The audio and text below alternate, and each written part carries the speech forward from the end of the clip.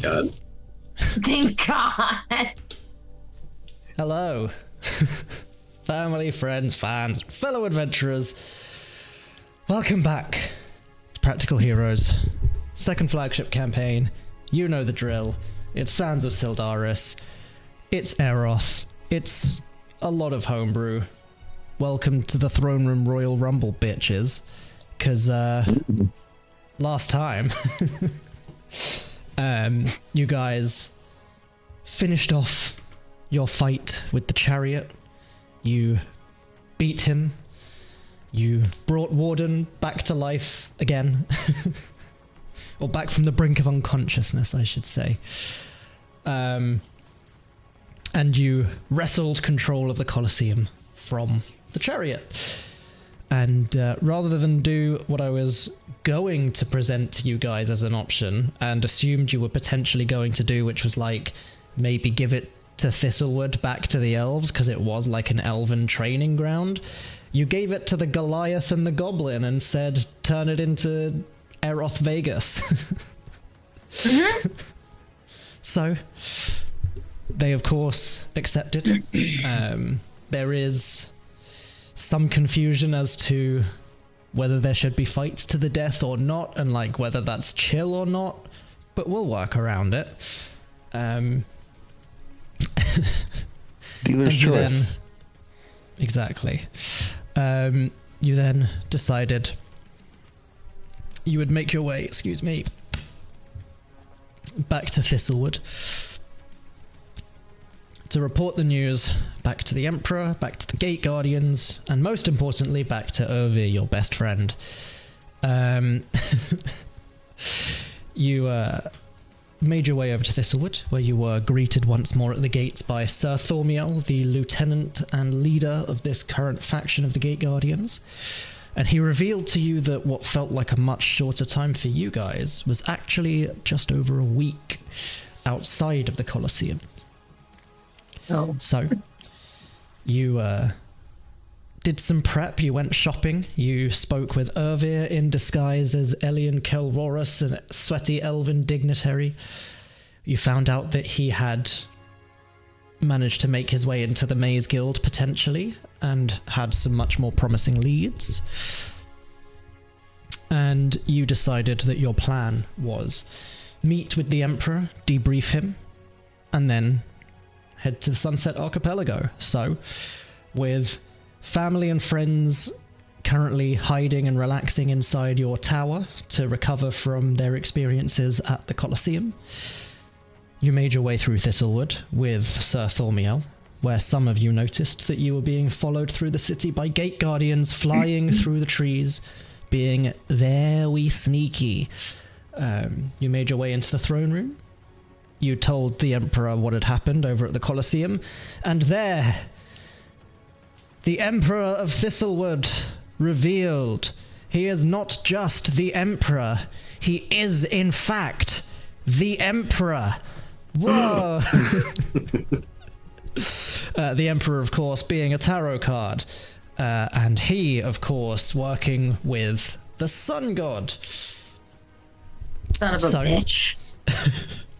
As this dramatic reveal happened, you were all suddenly worried that this is why the Gate Guardians had been following you, only to find out that the Gate Guardians had been training for moments such as these, where a potential Emperor of Thistlewood may need to be put down for being evil and or insane, and they initiated their Godfall formation as some Gate Guardians burst through the skylight to give you assistance in a room full of royal knights and the Emperor.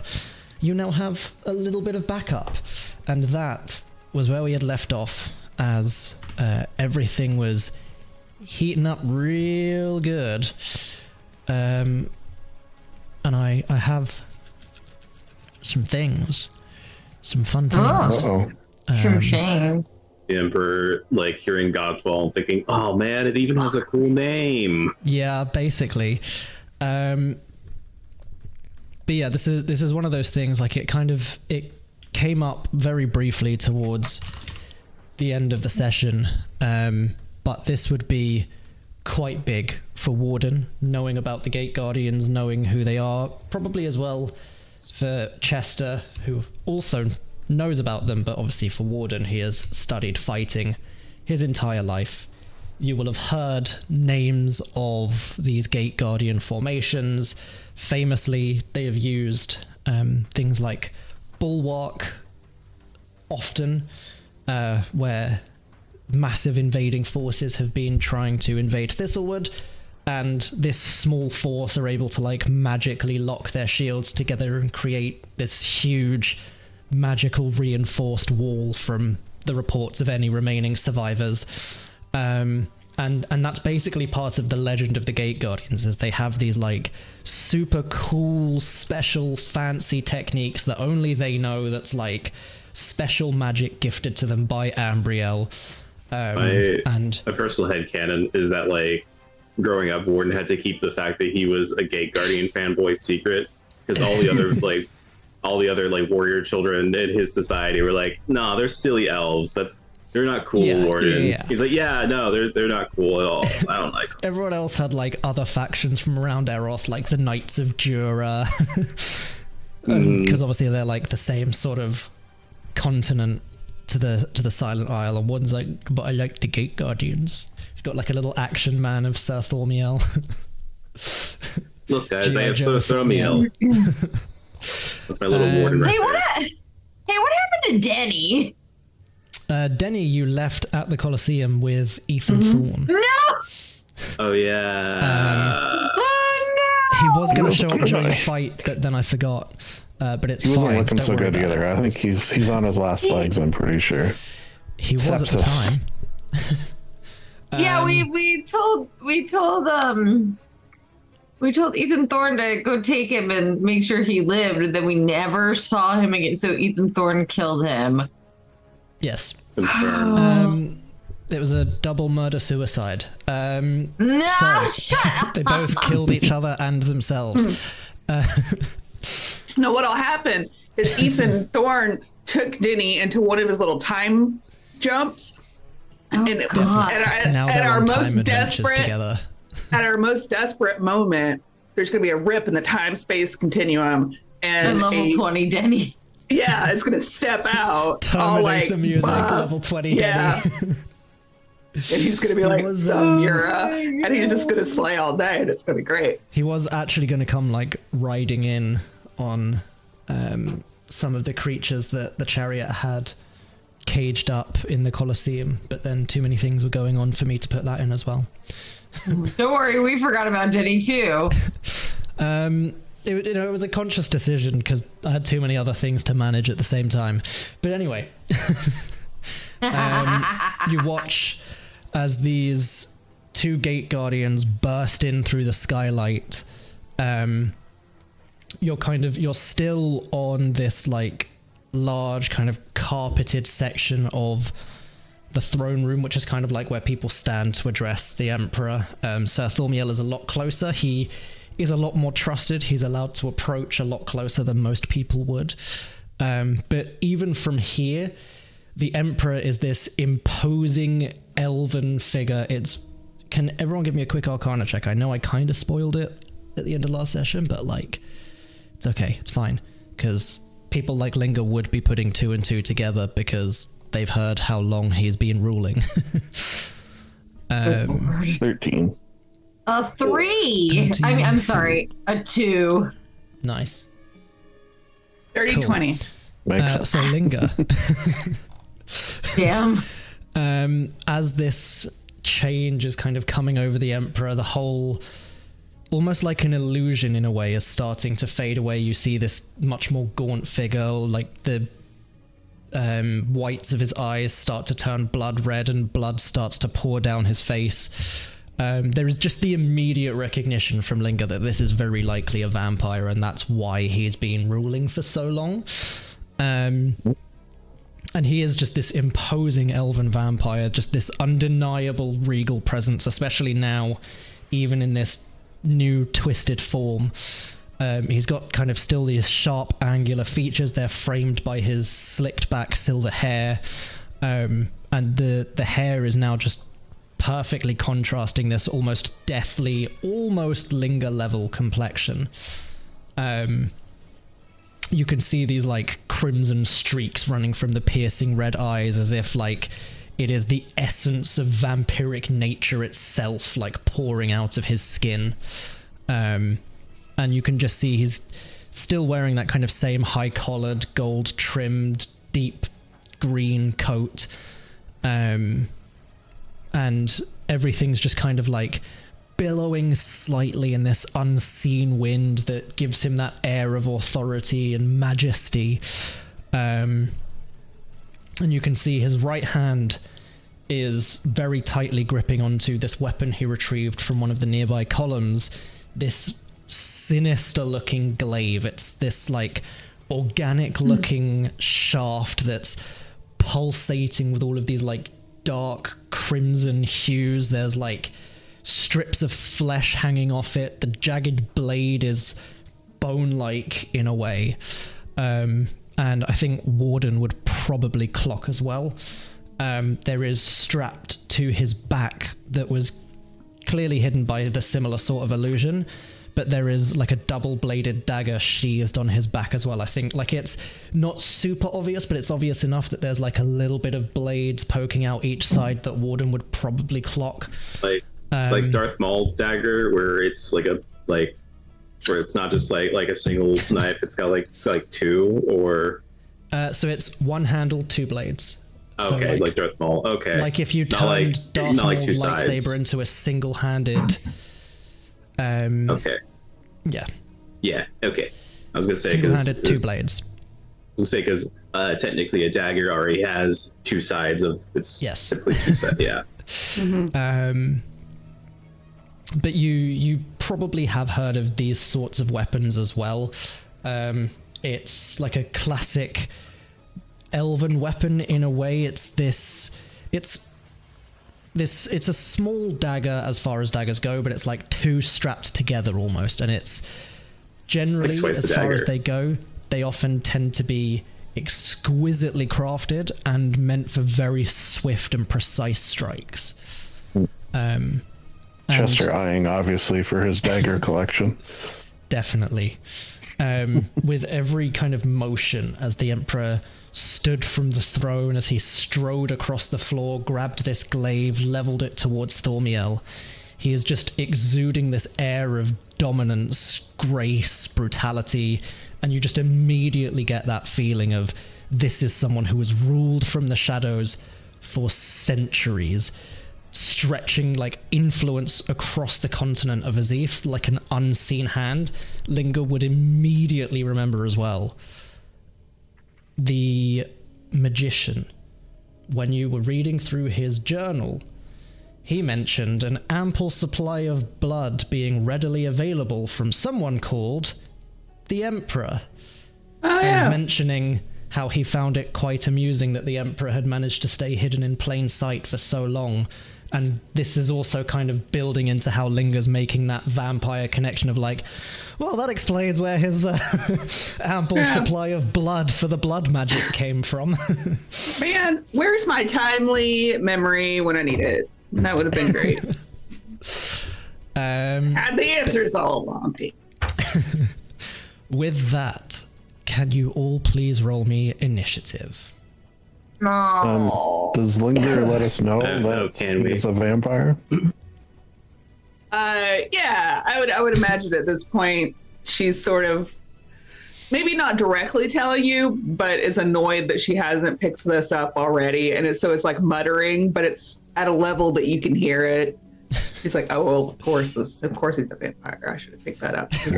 Yeah, what do you mean he's a Rip now has vampire fangs. Yeah. And oh my god, Rip's a vampire. That's what she meant. Rip looks like the Count from Sesame Street now. I do want to say I respect the fact that the Emperor is this powerful, malevolent force, but still understands the value of a good cloak of billowing. Oh, absolutely. It's called camp. I appreciate it so much. let's make one thing very clear. This is not just a cloak of billowing. This is full robes of billowing. The whole outfit is billowing. Hey, It's wait a minute. It's a beautiful thing. Ward looks down to his cloak and starts billowing. Yeah. Billow up. I forgot that my Listen, cloak was, I forgot my cloak was one of billowing. Listen, Warden, it's not about the size of your cloak. It's about the amount of the billowing. It's just the better this is thing, you true. know? Like how, like you can't just show up with like a bigger cloak. That's bullshit. Oh, I need to roll Thormiel's initiative. The rules is written. It doesn't say how big it is, guys. Doesn't say. Warden's cloak of billowing is like a little like capette of billowing. It's just like The shoulder cape. No, It is it's a not the shoulder cape cape. bat. I am 6 foot. I am light built. I am wearing full armor. It is a big cape.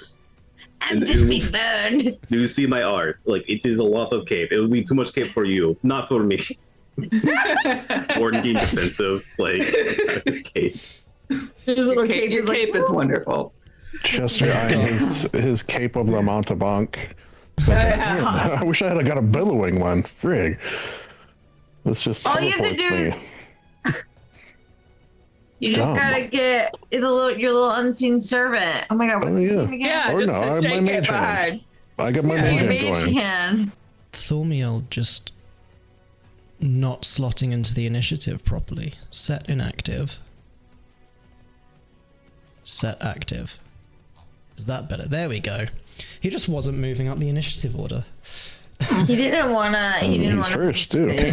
He is indeed. Which is impressive considering he only has a +5. My friend Ethan, impressed. my other friend Ethan, from the home games, the one who created Thormiel, is going to be absolutely fucking fuming at me because he never rolled higher than like a 15 for initiative, and the first roll I've done as Thormiel is a 23. So he's going to be so mad. Get wrecked. Right. That's a reaction. He can't do that.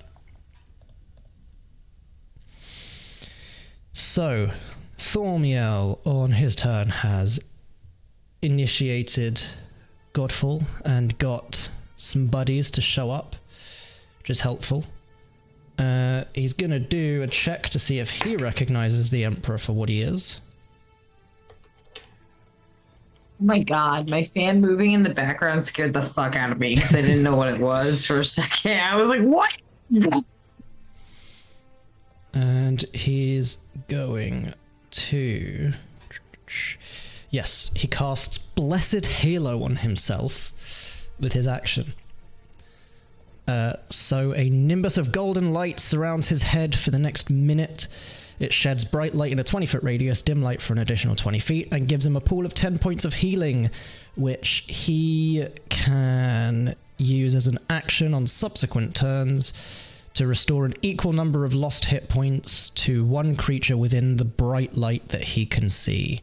Cool. So as long as you are within Thormiel's 20-foot bright radius, he can give you hit points. Spell token, please. Cast Blessed Halo, 2nd level. And then I want a spell token for it, please. New spell token. Blessed Halo. 20-foot radius. That's big. Boom. Yep. Whoops. Didn't mean to move it, but yes, so Warden and Chester currently are like on the border of the bright light, so he can give you some hit points if he wants to, but obviously you don't need them right now. That was my 69 hit points. Hey, boo, boo, boo, boo. I forgot about that. Yeah. Now that Chester's reached 69, I said last session he no longer gains any hit points as his max. It's all just temp HP from here on Yeah. out, so his max always stays at 69. It's a shame, but worth it, I guess. The rest of his turn, Thormiel is just going to draw his longsword and shield and just kind of turn to regard the whole room and then back to the Emperor, but kind of address the knights in the room and say, "The Emperor has betrayed Thistlewood. He has betrayed all of us, you have a chance now to lay down your weapons or assist us. If you oppose us, you will die. And that will end his turn. Initiative count 20 is the Emperor's Lair action, because surprise, surprise, he's been in this palace for quite a while. It's his lair now, yo. He doesn't need to use the special tarot ability to manifest a lair. So, initiative count 20, he is going to start off by using Crimson Rain. That's Rain, R-E-I-G-N. Truly, the Emperor sounds like he's dropped straight out of JoJo's Bizarre Adventure. He shouts Crimson Rain in a very dramatic voice, and the area is shrouded in darkness. So all bright light in the area now becomes dim light, and he can see through any magical darkness in the area. So the halo does become dim light, but it still stays up, so Thormiel can use it once this light has vanished. Nope, that's the fog brush. Don't want the fog brush. Why can I never remember how to drop a spell token?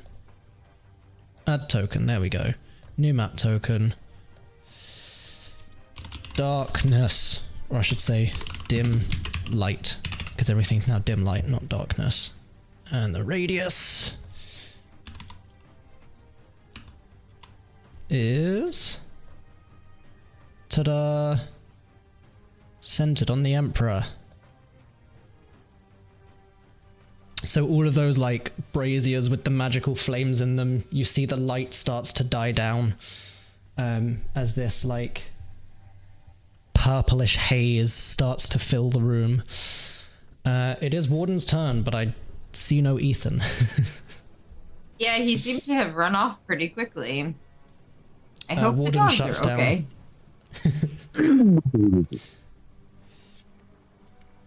You know, while we were setting up, I was looking at the spells because I forgot to go over them with Fletcher.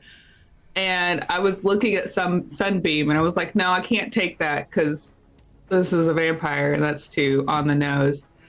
Now I'm wondering if I should just be a meta bitch, but I don't think I can get myself there. But I kind of want to.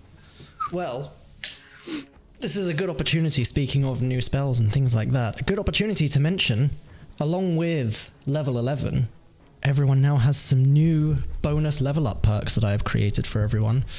And they might potentially show up during this session. We will see. It is Warden's turn. What would you like to do? Oh no, do I leave right when... Yeah. I'm so Are sorry. the dogs okay? Yeah, no, it's just my Not mom was like leaving right for when it like was a your week, turn, so... But like, Oh, no, you're fine, just you're fine. before. He had to go say bye to his mom. It's fine. Yeah, guys. It's all good. It's all good. As a mother, I appreciate you taking the time. It gave me an opportunity to mention that we have some new perks that might show up during the session. Yay. So you're all good. Yay. The big purple circle is now an area of dim light that has come from the Emperor as a layer action. Oh, well, that's fine. I think I have... do I still have them on me? Pretty sure I still do. I have... The goggles. Yeah, goggles and night. Yeah, I have dark. Yeah, I think you got dark vision like integrated into you at one point with the goggles or something. I think so. That sounds. Yeah, they're like something. literally on you. Because I know you had the goggles for a while, and then you kept asking if we could have them integrated in, so Warden had like integrated tactical night vision. Basically. But yes, what would Warden like to do? Okay. When did I get a barrier tattoo? Wait, why am I on Mira's sheet? Where I was am gonna I? say, Why am I here? I don't think Warden has a barrier tattoo. He I was doesn't need like- one. What? Sir, Where did- please remove yourself from my sheet. I'm sorry, that's weird. I don't know how I got there. I was like, why am I not recognizing anything? Oh god, I'm an For idiot. a minute, Like, Warden is just like 5 foot tall. Clothes start growing out of the armor. Okay, there we go. Yeah, I do have goggles tonight. Perfect. Okay, so the Gate Guardians, good. I'm guessing the Knights are bad. Yes. All right. So the only thing you missed, I think, was this darkness, or not darkness, but dim light happening, and Sir Thormiel threatening every single knight in the room, saying, "You have a chance to help us fight this traitor to Thistlewood. If you don't, you're probably gonna die." Or you can just put down your weapons and run away. That's also acceptable. So the knights currently not acted yet. Look a bit nervous. There's 3 Gate Guardians in here now. At first, they were like, well, there's 8 of us and 1 Gate Guardian. Those are kind of even odds. Now there's 3 Gate Guardians and they're kind of panicking. Right. There is, of course, the Emperor as well. Can I speak up? Yes. Would trying to sway the knights, would that be an action, would you say? How would you rule that, our fair DM? I will say, if you're just kind of quickly speaking to them and shouting like a couple of words or something like that, then we can just do that for free. Okay.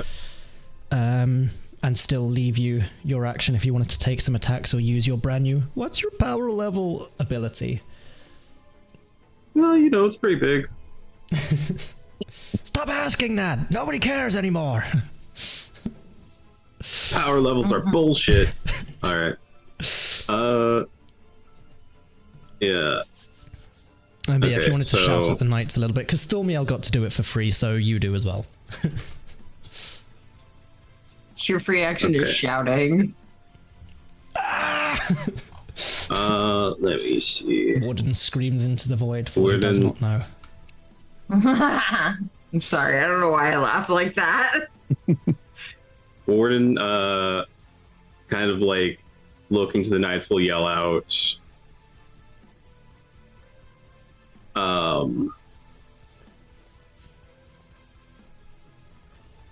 if you are afraid of this, then flee. But how do I word this?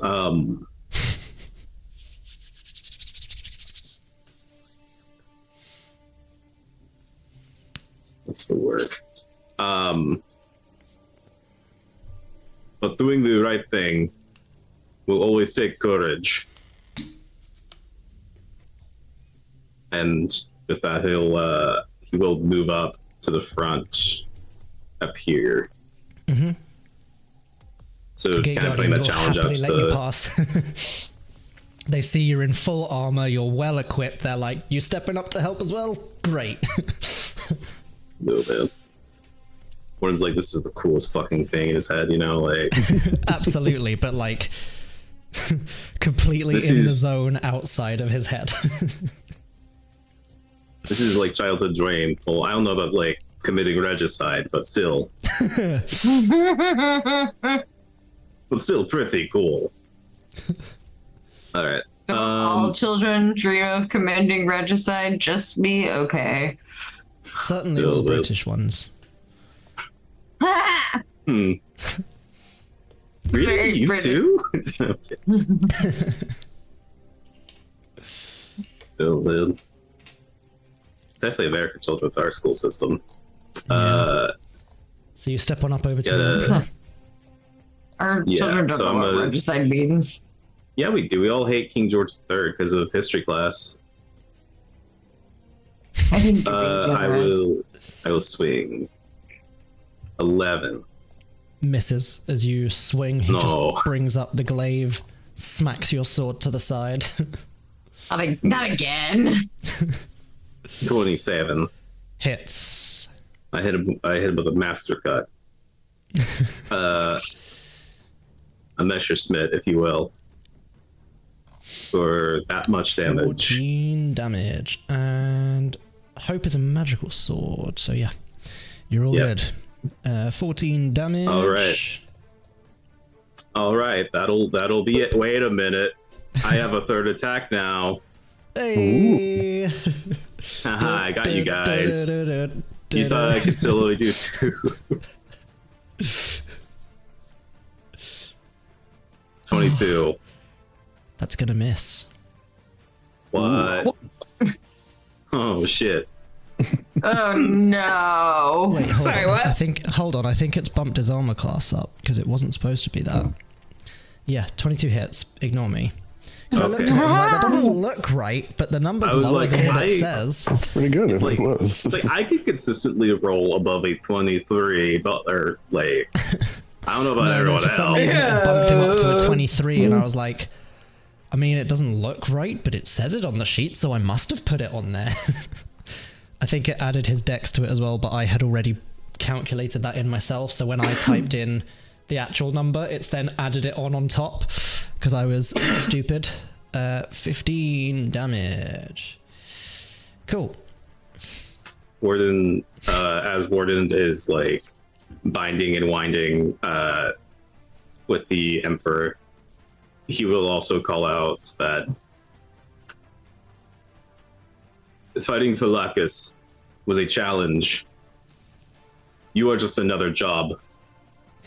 Oh, get wrecked, idiot. Dang. Nice.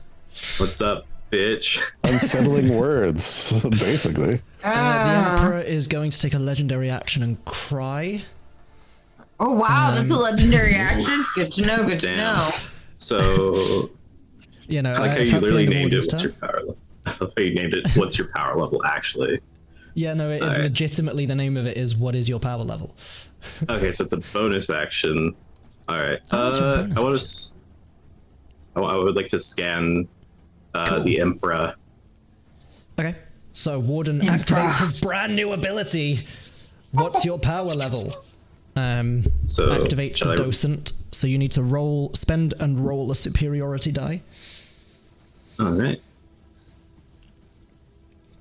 And while So there's he's one. doing that, for our lovely, lovely audience, and of course our players to know what's going on. Where's it gone? Here it is. What's your power level? As a bonus action, he can initiate a scan using his docent to analyze one creature within 60 feet. He rolls a superiority die and immediately gains mechanical knowledge of a number of attributes up to the number rolled. So he can ask any 4 bits of information about the Emperor. For example, armor class, current hit points, max hit points, and resistances. All right. So what would Warden So like in to know? that case, what's his current HP then? Okay, so the first one will be his current HP, which is 196.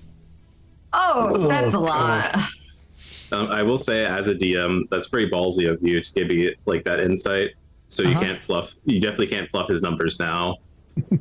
Or the opposite of fluff. Yeah. And what's his AC? 20. 20. Does he have any resistances? Yes, he is resistant to necrotic and bludgeoning, piercing, and slashing from non-magical attacks, just like any other vampire.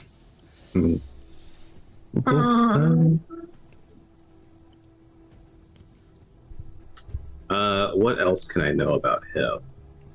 Shut up, Max! What did Max say? What did Max say? What did that little Viking say? Funny how that skill says nothing about temp HP. It says max. Oh, Oh my god. Yeah, what's his temp HP, Mitch? What's his temp Currently HP? none. Okay. So that's Damn it, I your wasted- 4 questions. Wait, Damn it, maybe Max, Max that's was okay. working with. Maybe Max was working with Mitch to make you waste one of the questions. Oh, man. But yeah, Warden, you activate this kind of new power in the docent.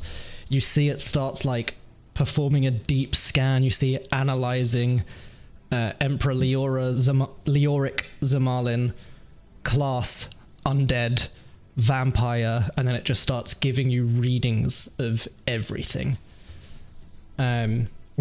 Just like Putting actual numerical values on like how hard he is to hit, how strong he is in terms of his hit points. Just and like the literally Iron like a Man. list resistant to necrotic spells, non-magical weapons. Just like those like Iron Man inside the helmet shots of him talking to Jarvis. It's just Warden Basically. like docent. Edit his Wikipedia page to say he dies and all dogs go to heaven too. I got that reference. Cool. Is that Warden's turn? That'll be my turn, yes. End of your turn. The Emperor is going to take a legendary action, and it's not going to be to cry, unfortunately. It is wasted.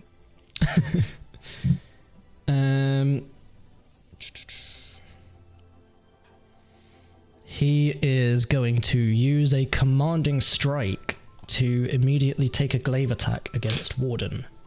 No. That's what I would do, yeah. That's only a 16. No. Misses. As he just swings at you. In fact, I have a little thing for that. I can hold it up. Yes, I believe it will be a riposte. Yes, it is a riposte. Awesome. So, Cool. So you riposte. There's the superiority. I roll. Pretty sure I rolled damage. I roll attack. I can never remember how I riposte think works. melee weapon. Yes, melee weapon attack.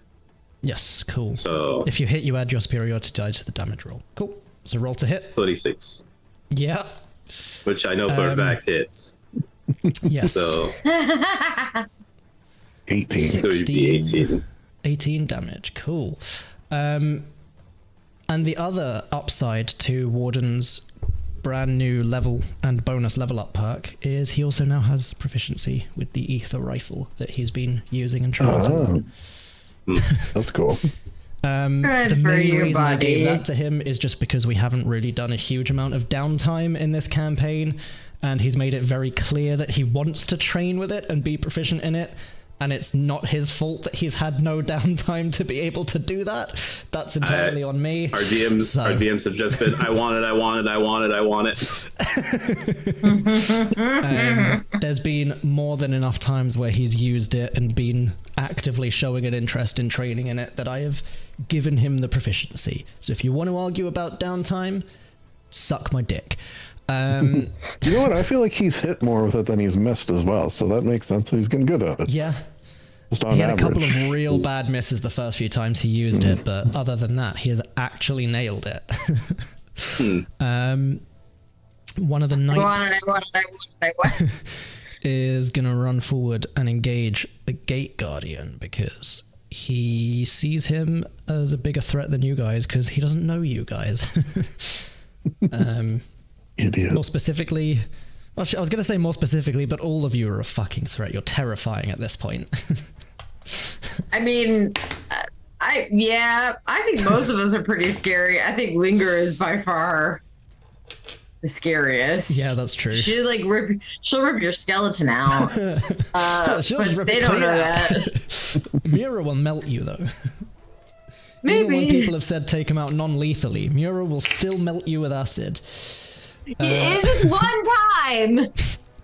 This Gate Guardian is going to take 20 points of damage because both attacks hit.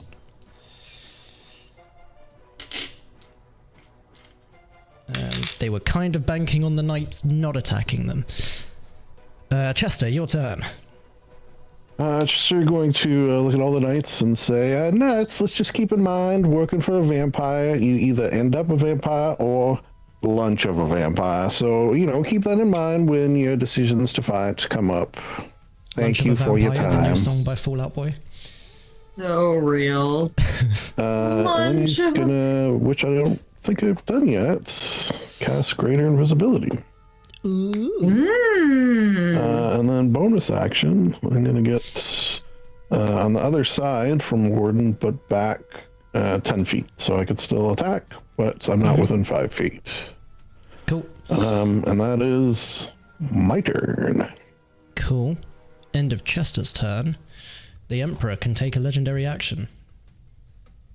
And Could do. he's going to...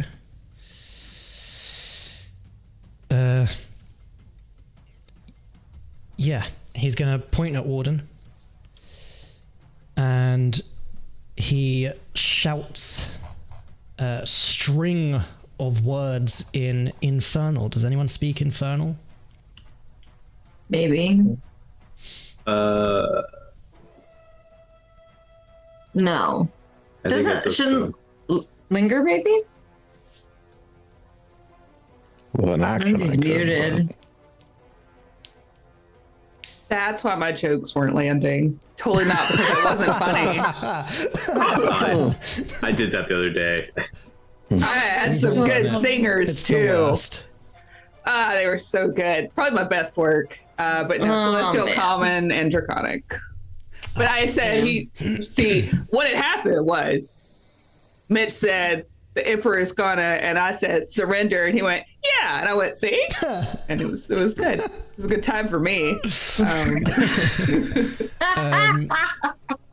He shouts a phrase in Infernal, his bloodletting command, and uses 2 legendary actions to force Warden to make a DC 19 Constitution saving throw, please.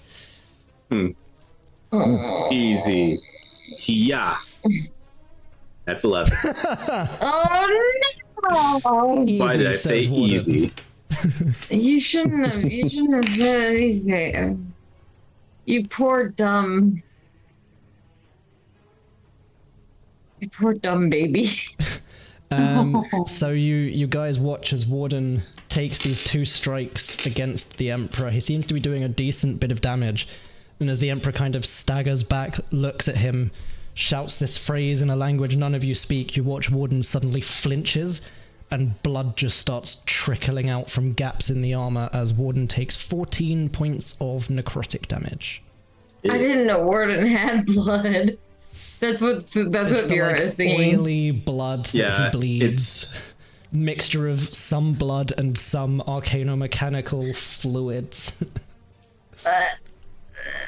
And it's the Emperor's turn, which is why he used up his last 2 legendary actions.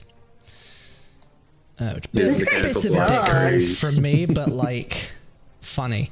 His Ward's mechanical blood carries more oxygen than normal blood, so that's why he's able to not have to breathe and stuff.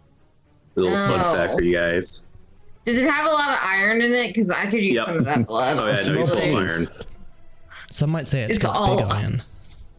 the biggest iron. He's gonna... Alexa, play Big Iron by... The Emperor is going to carry on pointing at Warden. And he is going to attempt to dominate. I need Warden to make a wisdom saving throw, please. Well, so many saving throws. Okay, Yeah, this is what happens when you fight a vampire. there we go. I think 18. does an 18... an 18 just fails, I think. Damn it. It does. Warden is now Yes. charmed for the next minute, and while charmed, follows the Emperor's commands. Oh no! This thing that Sir Sir has going on? His little aura. Does that do any buffs to saving throws for friends? Like a Oh, hold on, paladin? he does actually have his fucking paladin auras, yes. Oh, he's a paladin. Yeah, that makes sense. Yeah, he's valid. Yeah, Valadoras. Yes. Yeah, Mitch. Plus 5 if so. Why? Lindsay couldn't say Thorbiel, and she's like, Bonus to saving throws equal to his charisma modifier, yes. He's gotta be really charismatic. He's really handsome, you know. He's So a really handsome His guy. name is Sir. Have a plus 4, so that will pass, and you are not charmed. I'm like in a panic. I'm like, but he does a thing, and I see it. I like how your First voice cracked name, there. Sir. Does he put a head on Warden's shoulder? Oh my Yes. God. He does also Whoa. actually, interesting note, this is the first time you've been within 10 feet of a Gate Guardian, and you are benefiting from their Oath of the Valkyries, which grants them, where is it gone? Their Guardian's Aura. Starting at 7th level, you and friendly creatures within 10 feet of you gain the benefits of half cover while you are conscious. So Warden currently has the benefits of half cover while within range of Sir Thormiel, which is why the Gate Guardians are so hard to beat, because they stand in a fucking line. Hard to be a buff the phalanx. shit out of each other. Yeah, they do. Yeah, they do. Hey. That happens in the barracks after a fight. No! Ah!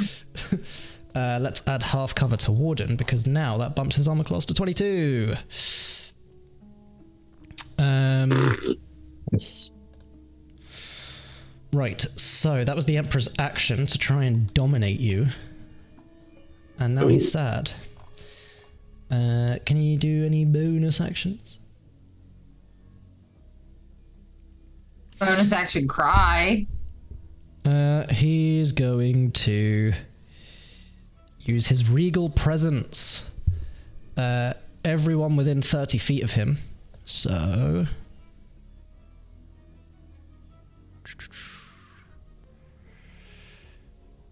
Interesting. So it's everyone of his choice within 30 feet. It doesn't say he needs to be able to see you, but would he necessarily choose you if he couldn't see you? He doesn't know where Chester's gone.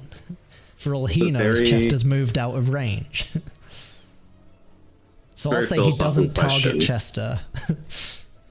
Because, Makes sense to like me, I say, for all he honestly. knows, you could be a distant spellcaster who's gone invisible to get some distance. That's what people do. So he's going to target Warden, Thormiel, and the 2 Gate Guardians, and they all need to make a DC 19 Wisdom saving throw, please, or be frightened until the end of each person's next turn.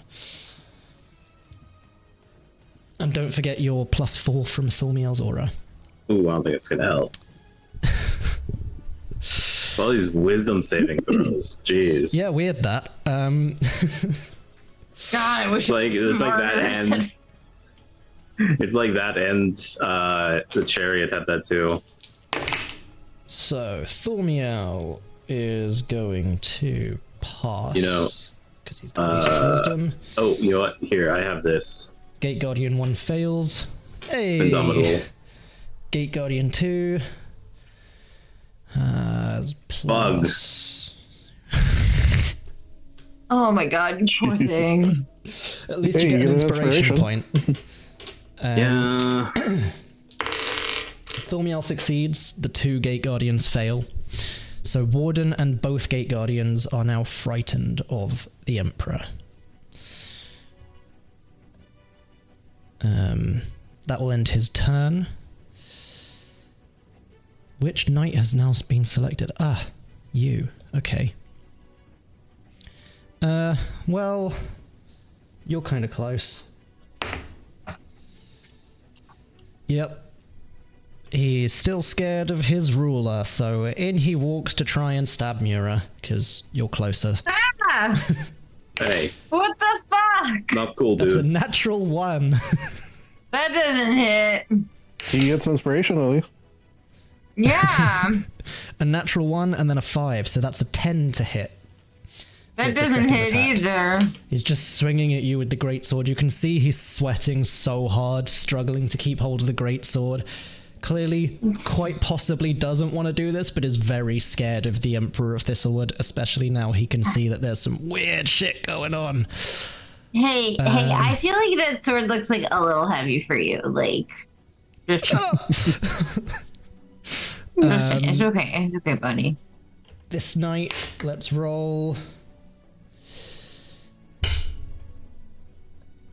He comes running in next to Warden, looks at Warden, looks at the Emperor, and he takes 2 swings at the Emperor.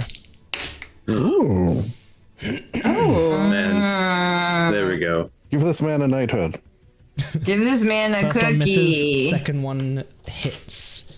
So we'll do it the other way around. We'll say the first one hit and the second one misses, so it's like the knight's caught him by surprise, slashed him, and the second one he just stops and is like, "Fuck are you doing?" His 'Cause job. it's more cinematic that way. He does 9 points of damage, halved to 4. And the Emperor just like catches the sword between 2 fingers and, "What do you think you're doing, knight?"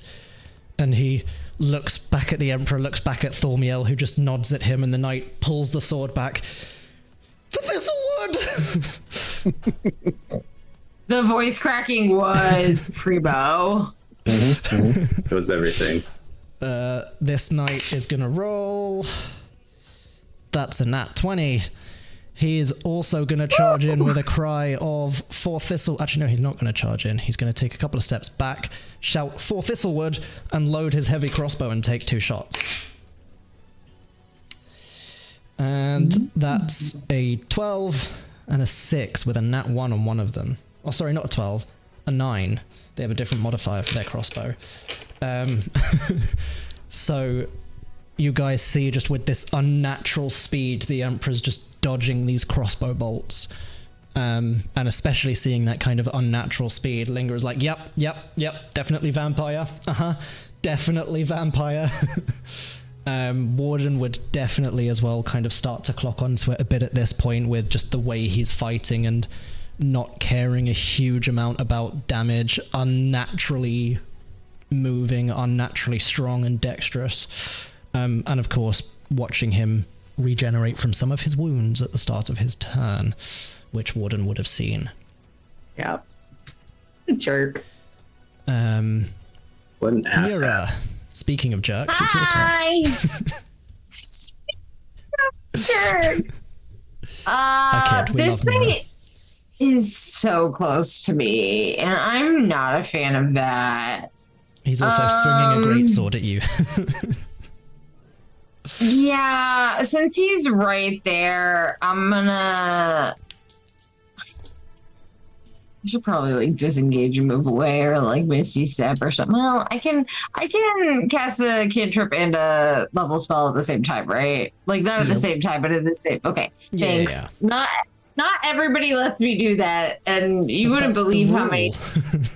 I know.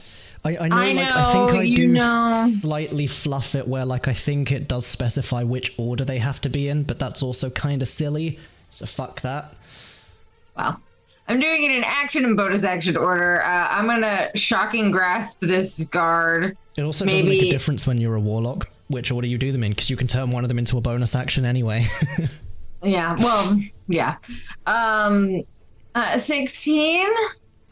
16 does not hit the knight, but does Shocking Grasp not have advantage if they're wearing metal? Yeah, so you have advantage to hit him because he's in a full suit of, like, basically full plate. Baby, let's guard. go. Oh, 28! Fuck. Jeez. Yeah, 28 hits. Get away from me! As he just, 16 like, lightning damage. Draws the greatsword back. I'm sorry, I'm just doing my... Mira starts electrocuting him in the armor. Damage. Yeah. It is a lot of damage for these guys. 16 points of damage as you electrocute this poor guy. Just the smell of burning flesh inside the armor. Smoke coming out of the visor. Taser. Yeah. And then I'm gonna Misty Step the fuck away from him. Like, exactly. What a move. Slaps a hand on his chest, electrocutes him, and then vanishes. I Misty Stepped 30 feet away, and I'm going to move an additional 20 feet away. Bye, Mira. I think. Hold on. Let me make sure I'm still within. I think I'm still within blasting range. I've zoomed out so far on the map so that the stream can see the distance between Mira and everyone else. Oh yeah, I got 100. Oh yeah, I'm good. Hey, listen, I have learned very early in my life that if you're a spellcaster, you probably want to be in the back. And if you're smart, if you're dumb, you're like smart. me. No, you're not dumb. You got Chester has brave. A warden to put in front of him usually. Yeah, it's true. Invisible helps. Invisible helps. Is that I just don't want doing anything else? No, that's what I'm gonna do. Is this night? Hold on. Let me make sure that. Oh yeah, he can't get me. All right, I'm good. I'm going to take a legendary action then, given that they've now recharged because he's had his turn. And he's going to make a glaive attack against the knight who has just betrayed him. With a 22 to hit. Ooh. buddy. This knight is gonna take a whole lot of damage. I thought you were going to say 100 and something. I was going to be like, what the fuck, Mitch? Is this using like a 4,000 damage Are you using for the knight? betraying king and country? Are It's you just using my the British knight side winning character block? Freaking that knight I think you might have- yes, so every single one of these guys is using the knight stat block. Don't they have parry? Don't they? Yeah, parry's not going to do it. Ah, damn. It only adds a +2 for these guys. Because I'm intimately familiar with the knight stat block because I use it and modify it all the time for our historical games. It's just so useful. Half the enemies are right. knights, basically. Well, this knight, is he potentially going to go knight? Let's see. Ooh. Thanks. Ooh, this man. Your boos mean nothing to me. I feed off the disdain.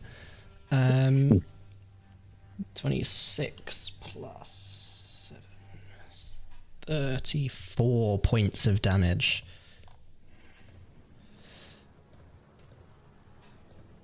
So Warden, you watch as this knight betrays the Emperor, steps in, swings at him. The Emperor kind of blocks the second sword attack with his hand, pushes the sword away, steps in and just slashes with the glaive one-handed and just cuts him from shoulder to hip. The knight staggers back. He is barely standing, struggling to keep the greatsword up, as the Emperor just... That was your last chance. That's like a bad day for that guy. Damn. Yeah, that's rough. Bad day, bad week, bad month, bad year. Oof. So he's an American? So, frightened. He can't move any close. I got it as well. He can't move any closer to the Emperor, has disadvantage on ability checks and attack rolls while the source is within sight. That's fine. As a Gate Guardian, he gets some Paladin abilities as well, but not as strongly as Thormiel. Features.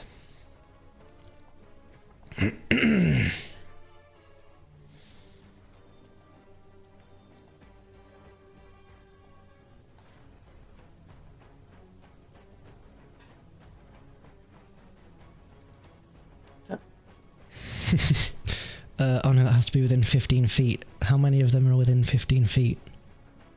Not enough. He's not going to do that. Okay.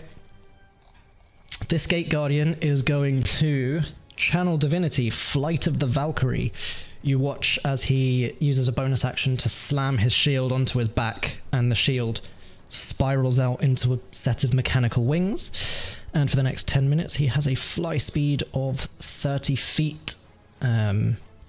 And reduces his AC by 1, which is fine. That's his channel divinity. That was a bonus action. He's going to turn his back on the Emperor for now because he knows he's scared. And he's going to just engage this knight. He's swinging at the moment, just kind of like keeping him busy until he's certain whether or not that knight is going to betray the Emperor, so he's just going to hold his action for if the knight is gonna carry on fighting for the Emperor, he will swing at him first. But funnily enough, it's not that knight's turn. That knight, I misread, it's a different knight. Roll for allegiance. For the Emperor, he shouts as he takes a knee and is going to fire a heavy crossbow bolt at Sir Thormiel. That's going to miss. He's going to reload and take a shot at Warden, and that's a nat 1. So that also we didn't misses. watch you anyway. Warden catches it without even looking at it. You just get like a little exclamation mark in the top corner of your vision from the docent, and you just... But I can't throw it back because I'm not a monk. No. Linga, your turn while I cough repeatedly. Okay. I was trying to find picture of Syldaris, and I got distracted.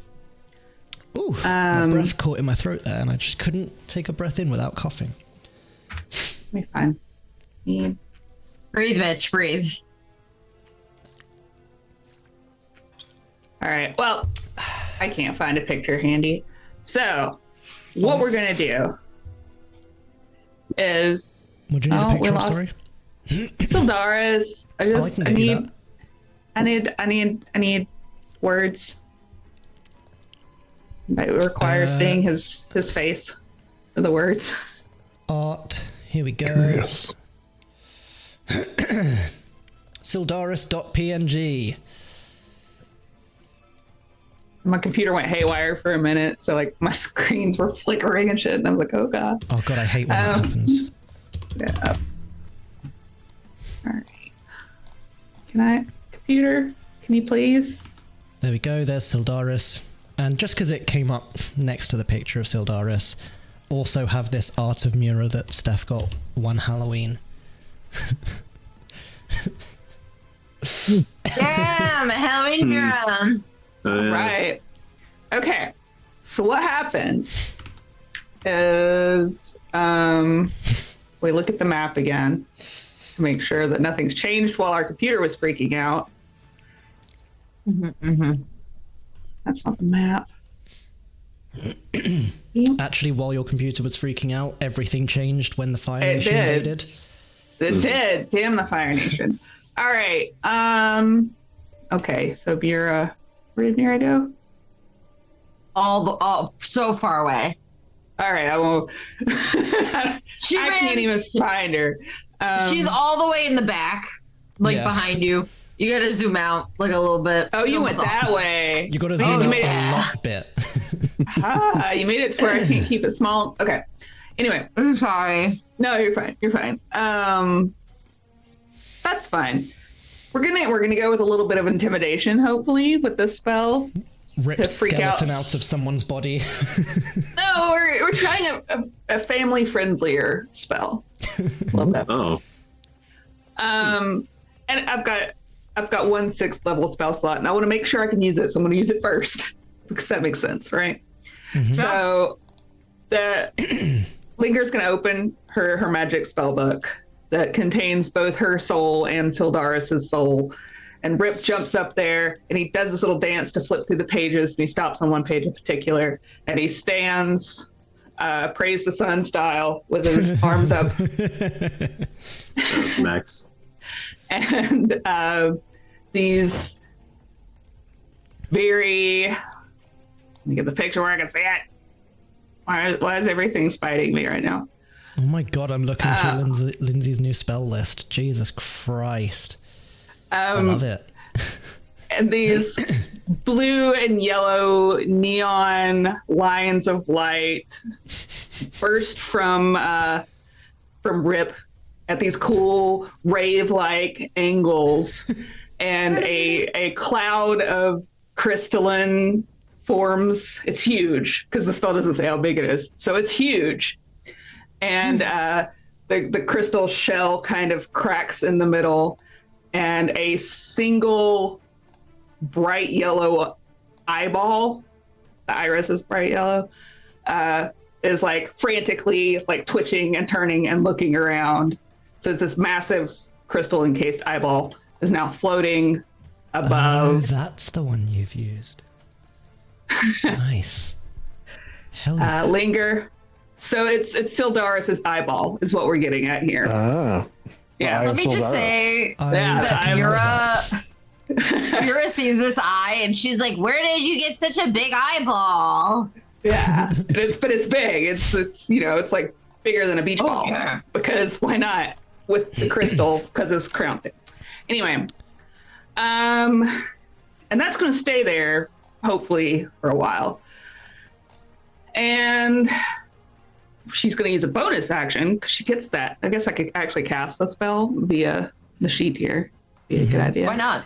Yeah. Why bother? Who cares? Who's keeping up with spell slots? We'll take the moment to point out as well, Mura. You are seeing Linger cast a spell if you Oh, hey, Hey, can I Want share to the test out your load? new ability? You can share the load. There is a ley line within range. I'd love to do that. What does that mean now? What does What that does mean, that- Mira? Is it on my sheet? It is indeed. Scrolling. Where is the? Should be down in where's features towards the bottom. features? There's okay. It's sorcerer features. Okay, hold on. Warlock features, Hexblood features, Phalos features. Okay, sorry, I have a lot of features. Okay, I got maybe too many features. Share the load. As you grow more confident, as if Mira was ever unconfident, in your ability to manipulate ley lines and reap their benefits, your mastery of their influence allows you to extend their reach to your allies. When an ally within 60 feet, which I'm pretty sure Linger is she? Yep. Ooh, yeah. Within 60 feet that you can see is casting a spell, you can use your reaction to allow them to tap into the ley line power. You roll on the ley line tables as if you were casting the spell yourself, using your modifiers, but the DC is based off of the level of your ally's spell. So DC is 16. That's just a D20. Is it 16 or 15? What level are you casting Stigi and I at? Syldaris' eye is at 6th level. Yes. 6th level. Cool. So 16 then. But if it works, Okay. then Linger gets to experience a ley line empowered spell. Yeah. Ooh. Oh no. That is a Well, That's okay. we tried it. Yeah. Reaction gone. Next time, Lindsay, you're gonna cast a lower level spell. And I'm gonna help you. yeah. Well, this is my biggest one. So, No, I approve. yeah. So, but what happens is, so this eye is like frantically looking around, and Syldaris isn't caught up because she's not been taking notes while this is happening. That's kind of on rip. He was distracted. So Syldaris' eye flickers around, doesn't see the Emperor yet. That's all dark, shadowy. But there is this knight that has rolled up on his pupil, and his pupil, Literally and figuratively. Hey. Waka waka. And he doesn't like that, so he's gonna the crystal is gonna like blink, and it's gonna shoot out a dark bolt of rave energy, because I like to think, based on the way Syldaris looks, he likes to party too. All wizards love to party. Oh, also, while the eye is active, like, you know, all his cool markings, Linger also has the neon gold markings. Love it. Because this is the angle we're going with now. She's going back to the roots, shifting away from the darkness. I don't know that Rave is not still dark, but it doesn't matter. Anyway, It's a light rave. the light rave. It's gonna be a 31 to hit, Yeah. and let's see. There's it'll be 2d6 cold damage and 2d6 necrotic damage. So we'll do the 2d6 Oh my cold God, he'd already been first. hit by the shocking grasp. So that's Wait, 7 then? cold, Uh-huh. and it doesn't leave my dice up there, so I'll have to do these separately. The way Lindsay said 31 so casually, like it was maybe not gonna hit, like absolutely sent me. And then 9 points of necrotic damage. I like that it was a big hit because it's Syldaris through Linger, so it just feels like he should have. Absolutely. For his introduction to violence in this campaign, I like that he started with 31. I will also give Linger a point of inspiration because I fucking love drawing in all the Syldaris stuff to it. Ah, yeah. Thank you. Enjoy And- such an awesome spell description. And then she's gonna join Mira down this way, and Sprips with her. Little Linger is just gonna hang out where she's at. Okay. End of turn. Welcome. End of Kind of- Linger's turn. the Emperor is going to take another legendary action. What an asshole! Honestly. Okay. I know, right? This guy is so rude. He is going to... Stop being a butthead. Legendary Ew. action, be nicer. Hey, Commanding strike once again and make another glaive attack against that knight. Oh, I don't care about that guy. That I mean, one I buddy. don't want him to die, but like... What the fuck? He's on their 22. side. Is Yeah. going to hit.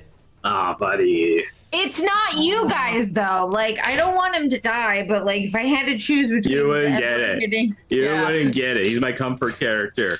oh no. You wouldn't get it. I have As a the comfort helmet character, falls but off, I you see can't it's mention. actually Denny. Oh, never mind. Yeah. Okay. Yeah. I mean, fair enough, honestly. Hey, Ethan. Yeah. Could you maybe do me a solid and make me a Syldaris eyeball and crystal on Hero Forge so I can have a little icon because you're really good at that. And you'll Oh make my it all god, I cool. think you've That's what I made do. Ethan's day. I can see the You're light I'm on return to it. his eyes. You want an eyeball crystal? I can do that. I can do that. Yay, thank you. Yeah, I got you. So- Thank You guys watch as he just impales this knight on the glaive and just tosses his body down the audience hall. Bitch. Oh god, no! Vera's upset. No, even if miscellaneous I'm not. Knight 4. You had so I much to live just for. met you. Royal Palace Guard 1. It's with a like- 17. This knight is going to take a heavy crossbow attack at this knight who's fighting a Gate Guardian.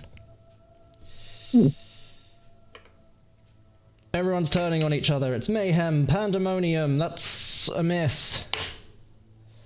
That's also a miss. Fuck's sake, these guys are Swing shit. and I with the miss and I crossbows. miss again and I swing and I miss and I Fuck, miss man. again. Oh man. Okay, well that's his turn. Oh, This is one. what? Gonna roll to see. I want this so bad, but I have nowhere to wear it. Sorry, Here's I'm not- online shopping at the same time. He is not on the same side as you guys yet, so that's going to trigger the Gate Guardian's attack because he's going to attack the Gate Guardian as they both just swing at each other at the same time. And they both miss each other. That's incredibly disappointing imagery. They don't miss, they're just locked in incredibly intense and masterful trading of blows, and that's why neither of them are actually striking each other, and Warden's super impressed seeing this. They're binding and winding, you know? Warden's having like the best day of his life. He is. This one is also frightened, but there is a knight at his back, so he can turn his back on the Emperor and not see the source of his magical fear. Which means he doesn't have Ooh, disadvantage. what a smart move. Well, there's a dude stabbing him in the back, so like, it kind of helps to turn around and deal with that before you do anything else. You watch as he pulls this somewhat ornate-looking hammer from his belt, and he's just going to divine smite the absolute shit out of this knight. Just proper, like, jumps up and slams down on him with the full momentum. That's 2 attacks. Ooh, fuck. Both are gonna hit. Okay. And it's a not a longsword, sorry. It's a warhammer, one-handed. So it's 1, and then the divine smite. These guys go up to what level? They go up to 2nd level. So the divine smite is going to be 2d8 for a 1st level plus 1d8 for a 2nd level. There we go.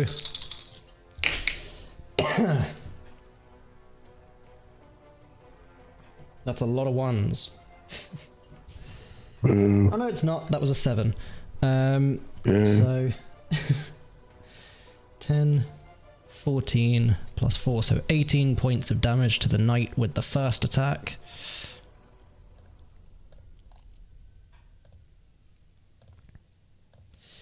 And he's swung again and hit with the second one, so he's gonna smite again. Swing and hit again. Swing. It's just that first one jumps up, swings down, slams him on the top of the head. As the knight goes down to one knee, he just swings the hammer back up again and cracks him under the chin. The hammer is glowing with this just like emerald green energy of nature, Ambriel's blessings. 10, 16 plus 4, so it's another 20 damage. And that knight's looking real rough. Down on one knee, the Gate Guardian just kind of like lifts his head up with one end of the hammer. Have you reconsidered yet? Blood pouring from his face. This knight is gonna roll for allegiance. His allegiance is to the Emperor. Who's he going for? Those Gate Guardians are locked.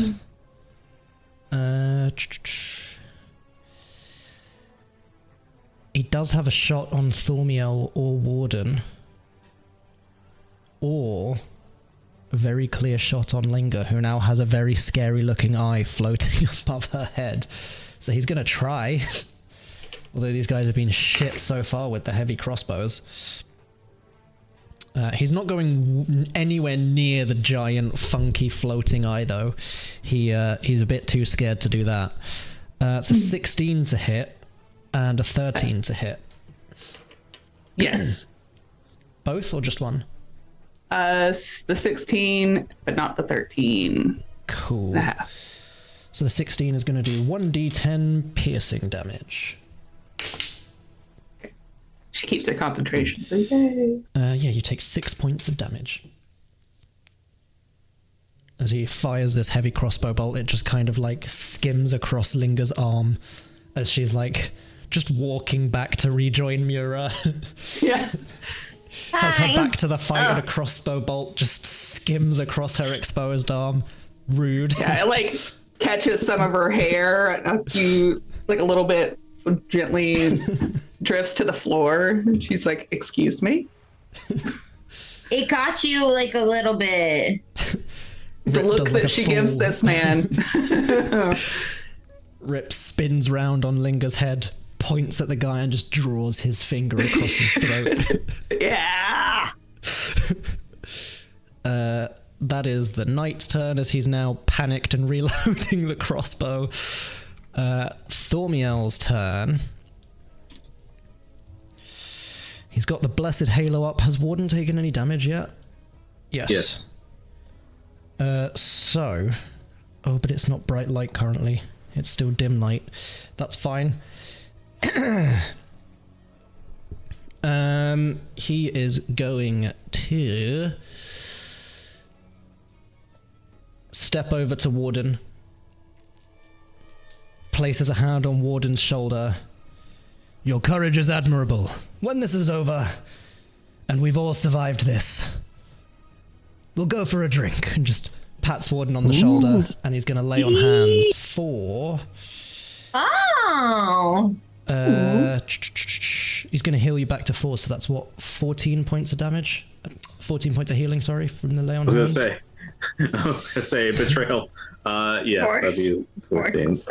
Damage. Because he's got a pool of 75, so 14 is nothing to him right now. Awesome. So you heal for 14, which puts you back to full. And bonus action, can he do anything with...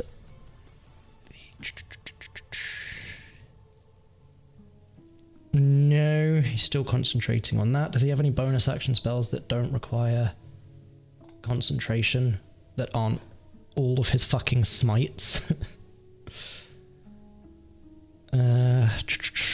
Nope. Smite. It's almost like he's a paladin. Smite. That one's an action. That Nice, one's an like action. a Pokemon. He's going to bonus action, Channel Divinity, Flight of the Valkyrie, slams his shield onto his back, gives himself a fly speed of 30 feet. Because That's one of their special tactics that they can use. Initiative 20. The dim light goes, the bright light returns from the blessed halo, and it's a new layer action. Just playing D&D with myself at this point, really. I'm here. I'm enjoying this. No, I know. It's just when there's this many enemies, it's just me going, and then I do this, and then I do this. Yep. And I've done it to myself. I don't know why I'm saying it like it's a bad thing. Mitch is blaming us for his... I'm truly not. I'm just lamenting the job of a DM. He's going to Blood Siphon. All enemies within the layer need to make a DC 19 Constitution saving throw, please. And this is not based on sight, so it will include Chester. It's just all enemies who are in the layer.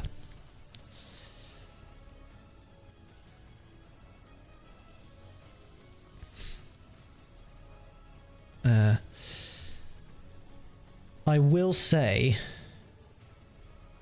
Chester, we can kind of see like the squares of the tiles. So if you pick one of those that Chester is in, we'll see if you're within Thormir. Oh no, is his aura of protection 30 or 10?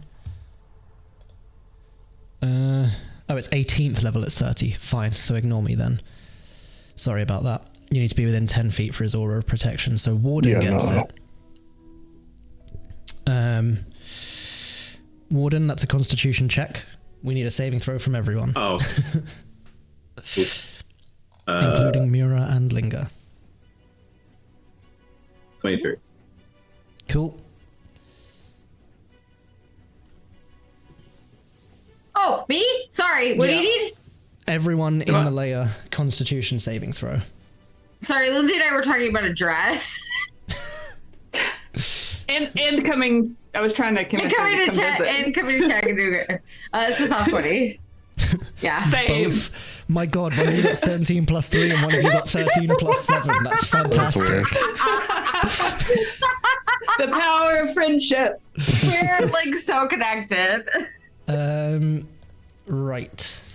That was bizarre. That's completely thrown me off what was about to happen.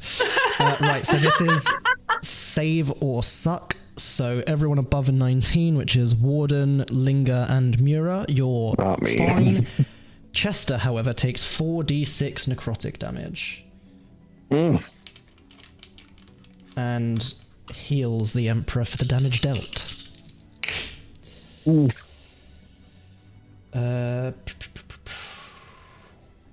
16 necrotic damage, and the Emperor heals for 16. Great. Joke's on you, you might know his health, but now you've got to do loads of maths with all the stuff he can do to heal. Ha ha ha ha. I don't know any math.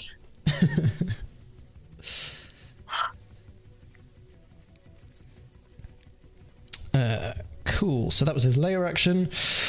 Warden! Right. You are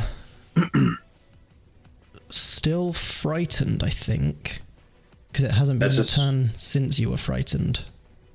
That just means that I don't have to move anywhere. Yes.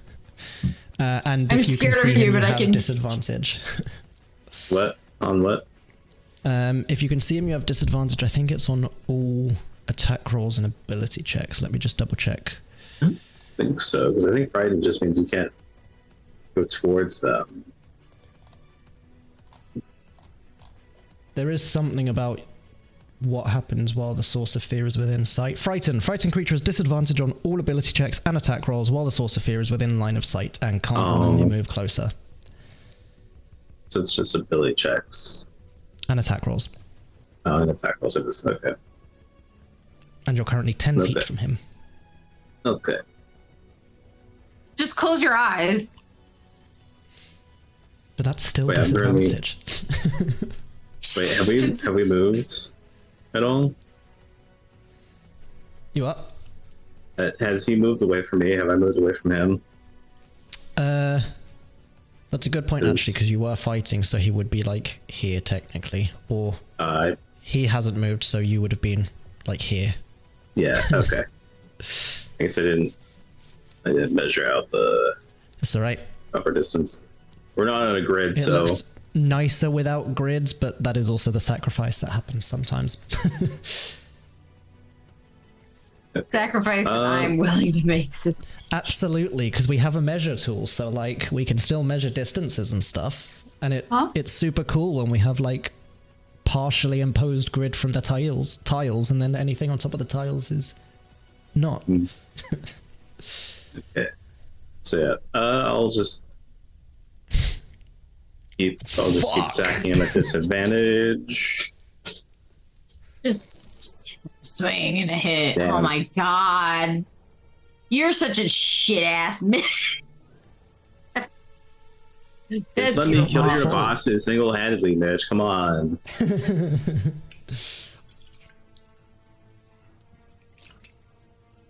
Yes, that's a nope.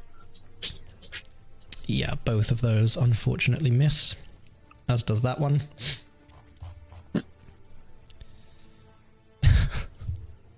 Darn. Is this a one-turn fear? Yes, so it ends at the end of Warden's turn. That's something. Speaking of Warden's turn, is he doing anything else? I think. Let's see.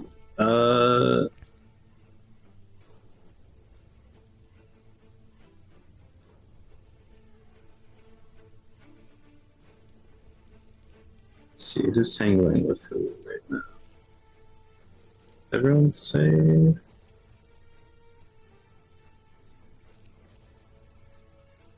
Yeah, I'll hold off from doing anything else Cool. and save superiority die. So yeah, that'll be Warden. Okay. End of your turn, he's going to take a legendary action. And I believe it might be his last one. So I won't do any others after this. Yes, because he used 2 to kill the knight, and this is the third one.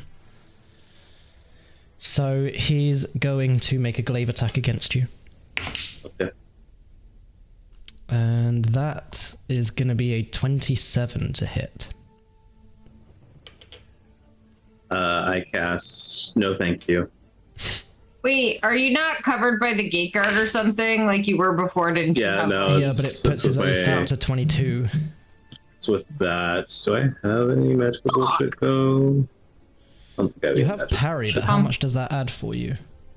Parry doesn't add. Well, that's the funny thing is that parry is different for like NPCs than it is with players. Okay. Because parry is basically just shield for non-magical NPCs against melee attacks. Yeah. But parry here only reduces damage for a player. So okay, fine. That's funny, right? It is funny.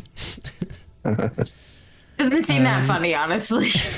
It doesn't seem that funny as you take... oh, God. Well, I thought that was funny. Oh my God. Don't 30 say points that, of Nick. damage? Surely not. Hold on. How much? I've calculated 30, but let me just double check this. So it's 9 plus 6 is 15, plus 6 is 21, plus 9 necrotic damage, so it's 30 points of damage. Your Honor, I would like to use parry. Yeah. Isn't it funny how parry reduces damage for a player? That's now only a 22. I mean, Get that's something. wrecked, idiot. Wait, plus 2, so that's 10. So now it's only 20. Yeah. That's big.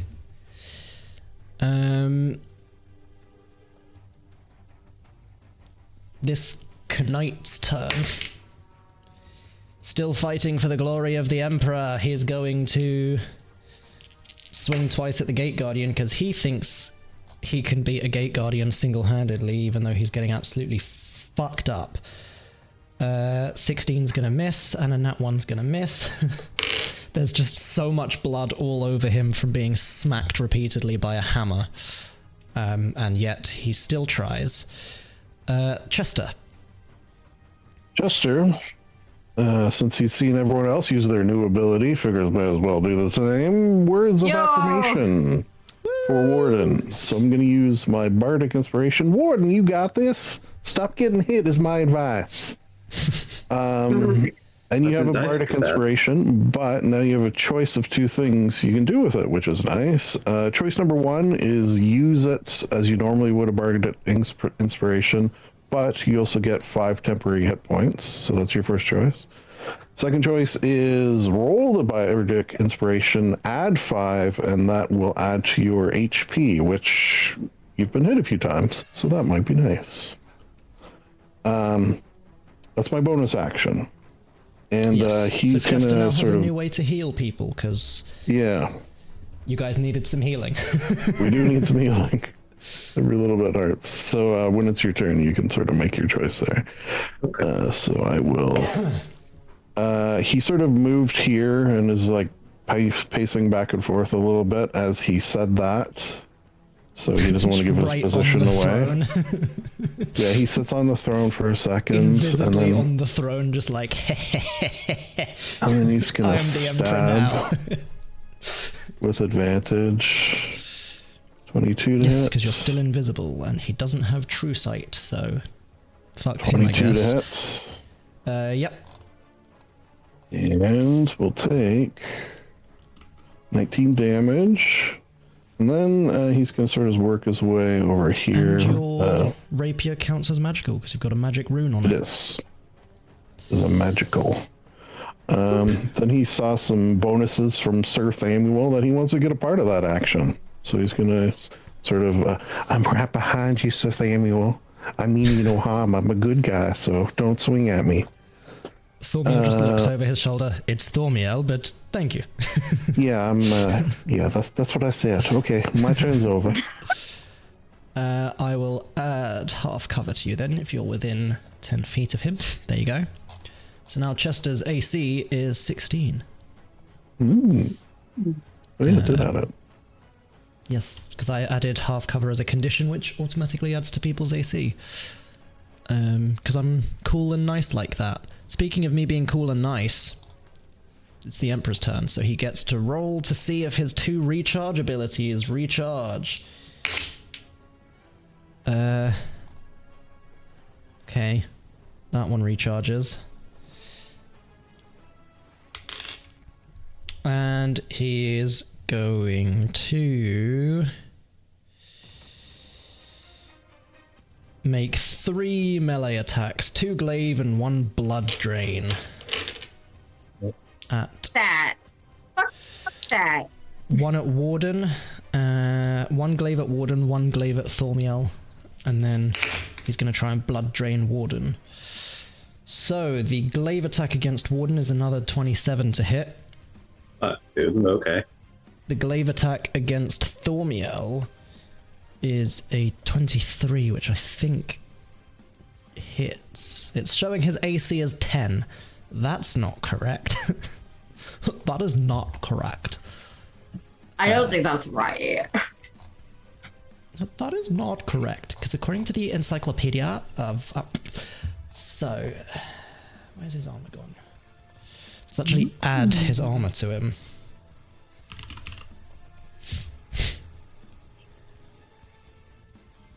There we go. Add.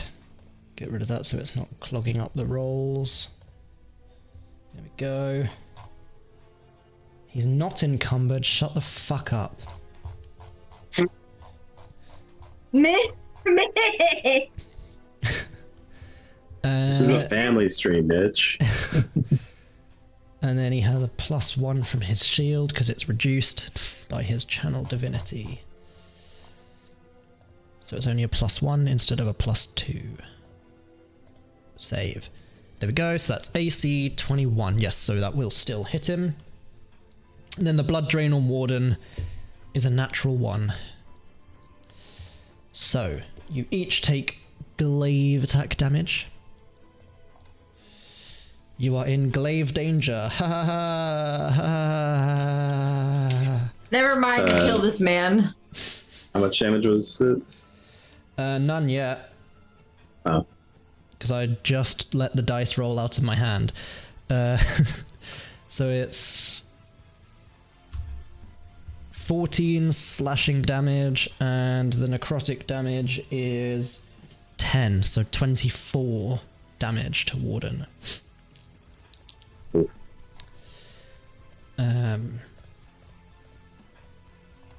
And how much damage to Thormiel?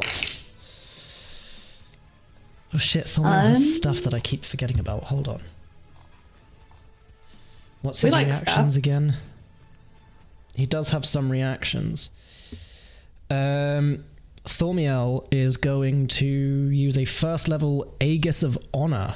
As a reaction to a friendly creature within 30 feet taking damage from an attack, he reaches out, placing a brief barrier between the target and the target's attacker. The target's attack is reduced by 1d6 plus his spellcasting ability modifier. So, Warden, you're gonna take 6 points less damage. Cool. That's his Aegis of Honor. And if he reduces the damage to 0, then the damage you would have taken gets reflected back to the Emperor, so that's kind of neat. 69. I just noticed that. Nice. Oh, no, I didn't want you to roll it again. I wanted you to just mark it off. So, Thormiel is going to take glaive damage. Should be 15, I think, for the slashing. Yes. Yes. Yes. And the necrotic is halved because he's an Arsimer. So 13 halved to 6, so a nice round 20.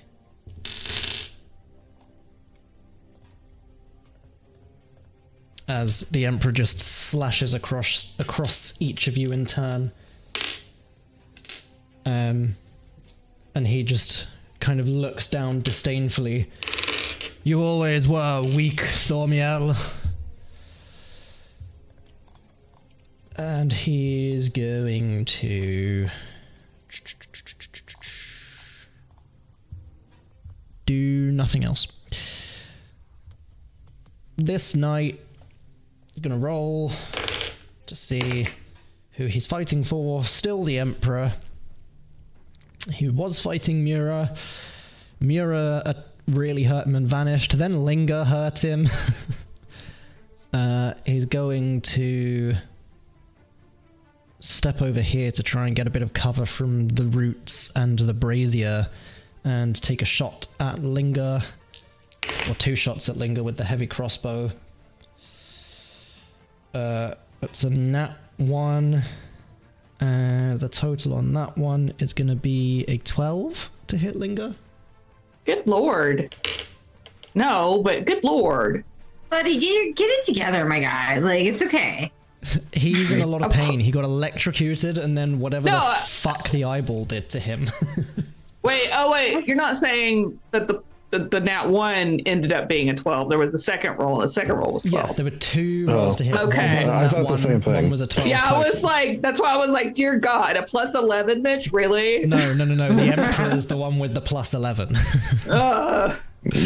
And That makes sense. plus 11. I mean, what? This guy just has like a plus 2. Which is why the knights are so bad with their crossbows. So I was plus like, 2 with the excuse crossbow and me? a plus 5 for their swords. This guy, he's gonna run in. Oh no, he was shooting at the Emperor. Ignore me. So he's gonna take 2 more shots at the Emperor. Actually, no, he's not gonna take 2 shots at the Emperor. He's gonna use leadership. For 1 minute, the knight can utter a special command or warning whenever a non-hostile creature within 30 feet makes an attack or saving throw. So, anytime within the next minute he sees Thormiel or Warden or that Gate Guardian take an attack or make a saving throw, you can add a d4. Only a creature can benefit from 1 leadership die at a time. Cool. So this just activates for the next minute, and any of you, unfortunately he can't see Chester because of greater invisibility. But you're basically blessed now for the next minute. Wow. As he just We could do this for Thistlewood. Oh, I like this Mira, guy. Yeah, we can do this. Ah, it's your Yeah. turn. Are all of us blessed? Is that what's happening? No, it's We're just all- anyone within 30 feet of him that he can see. Not me then. Cool. I'm gonna use one of my new spells. I'm gonna I use haven't the spell. looked at your new spells yet. Let's see what you got. I only added one. I'll add to the chat. It's called Impending Ally. You summon a duplicate of yourself as an ally who appears in an unoccupied space. You can see it within range, range is 40 feet. You control this ally whose turn comes immediately after yours. When you or this ally use a class feature spell slot or other expendable resources considered expended by both of you and the spell ends, or if you are killed, it only lasts for 2 rounds. Oh, cool. So you basically get 2 turns, but you're using up all your stuff Yeah. as if you were... Cool. Oh, that's cool. Yeah. That is pretty neat. So I'm going to put another Mira, like, I don't know, right here. You can see where I've This is picking up dragged the the... pound. Now there are 2 of them. Yeah. New map token. Pick image. Here we go. I should have Mura somewhere. I thought Empty it was list. cool. There's Mura. I could use the corrupted tentacle Mura, Don't do that. or the one that it seems to have shortened to Mura Tran. Make of that what you will. Sure. Oh, giant Mura. Oh, Oh. no. Hi. That's There cool. she is. And I can't move her either. She's... Yes, I need to change it to player controlled. Bear with. Player controlled. Okay, there we go. Place Mura where you wish. I believe this... Okay, hold on. Man, I can't believe I forgot I can do things like this for mirror image and just drop loads of you so that you can track how many mirror images you have. Oh, I moved original Mira. Second You know Mira. what's Okay. also fun about the fact that this one's a token? She's upside down now. Wah. From the mirror universe. And original Mira is going to use Quicken Spell. Mirror classic. Yeah, Mira Classic. 2 sorcery points. 1, 2. Yes, We have use them. Mura and Diet Mura. Coke, please give her the job. No, I already have. I don't know if I want the Coke job. I'd have to Then go you live can a get double us life. sponsored by Coke. maybe. Okay, I'm gonna use Quicken Spell in a minute. Eldritch Blast the Emperor. Oh shit. Get blasted, idiot. No, not that time. This time. Not that time either. How many Eldritch Blasts do I have? Oh, we're at 11th level. One more, baby. Oh, nice. Try again. No. Well, that's OG original, like, what is it? Classic Mira's turn. Now, Classic yeah. Now new Mira, is going to, what is new Mira going to do? New Mira is going to, oh yeah, that's right. I forgot I could do spell tokens here. That's one thing I really do love about Shard is that you can just do a spell token. New Mira is going to cast Shatter right the fuck there. New Mura who dis? Right the fuck way you? Oh, sorry. This. throne. Oh no! Oh wait, is Chester on the throne? No, Not anymore. Chester is where. Okay, well, it wouldn't matter because I could. I'm sorry, Chester. If you had been there, I wouldn't have been able to see you. So I'm gonna cast Shatter. There are downsides to being invisible, and it's your Yeah, friends might there is. accidentally blow you up. Certainly are. 3rd level pact slot. That's a 19 con save from the Emperor. Please. Let's roll for the throne first with disadvantage. Do I need to roll Disadvantage. for the throne, or do I just damage it. Non-magical object just takes the damage. Fine. Get damaged, get shattered, idiot. thrown. The Emperor. Okay, so it's con save 19. That is a 15 plus 7 for 22. Whatever. Take half of 18. 9 points of damage. Do we not have the thing yet? Do I have the And thing 9 that I thought points that to I... the throne. I'd 18, also like sorry, to tap throne. a ley line. I probably should have done that first. 18 points of damage to the throne. One of the arms comes blasting off. Who defiles my throne? Me, it was me. That's a natural 20. Damn. Ooh. This is a Titanic ley line? Yes. Yes? No? It is indeed, yes. Titanic? Yes. Okay. Submarine billionaires. Yeah. That's a 6, which is creatures immune to the damage of this spell take half damage instead. So I'm assuming that doesn't do anything. Okay. Okie dokie. Let me just see. You know what? Fuck it. It was a nat 20. I'll say you can re-roll the d10 and see if you get. See what we get. Something better. So that it's not just Maybe. a complete waste of a nat 20. Creatures affected by your spell are incapacitated for 1 minute. What? You're sort of regretting that now, are you? Yeah. Are you fucking kidding me? For real? For real. Do they get to Creature- re-roll on their turn? They do. Creatures They get affected to by your rewrite. spell. At the end of his turn. Oh my god. So he's in Warden. Oh my god. So Warden and Thormiel are both going to have a chance to attack him while he's incapacitated. Yeah, so am I, because this Mira is also going to use Quicken Spell and gonna Eldritch Blast him 3 times. Oh, incapacitated just can't take actions or reactions. Fine. 23. 23 hits. That's a nat 1, so Inspiration. yeah, and a 21. Hits. Okay. I was thinking of incapacitated in the sense of like also unconscious and didn't realize incapacitated as just no actions or reactions, which is still he skips a turn. Yeah.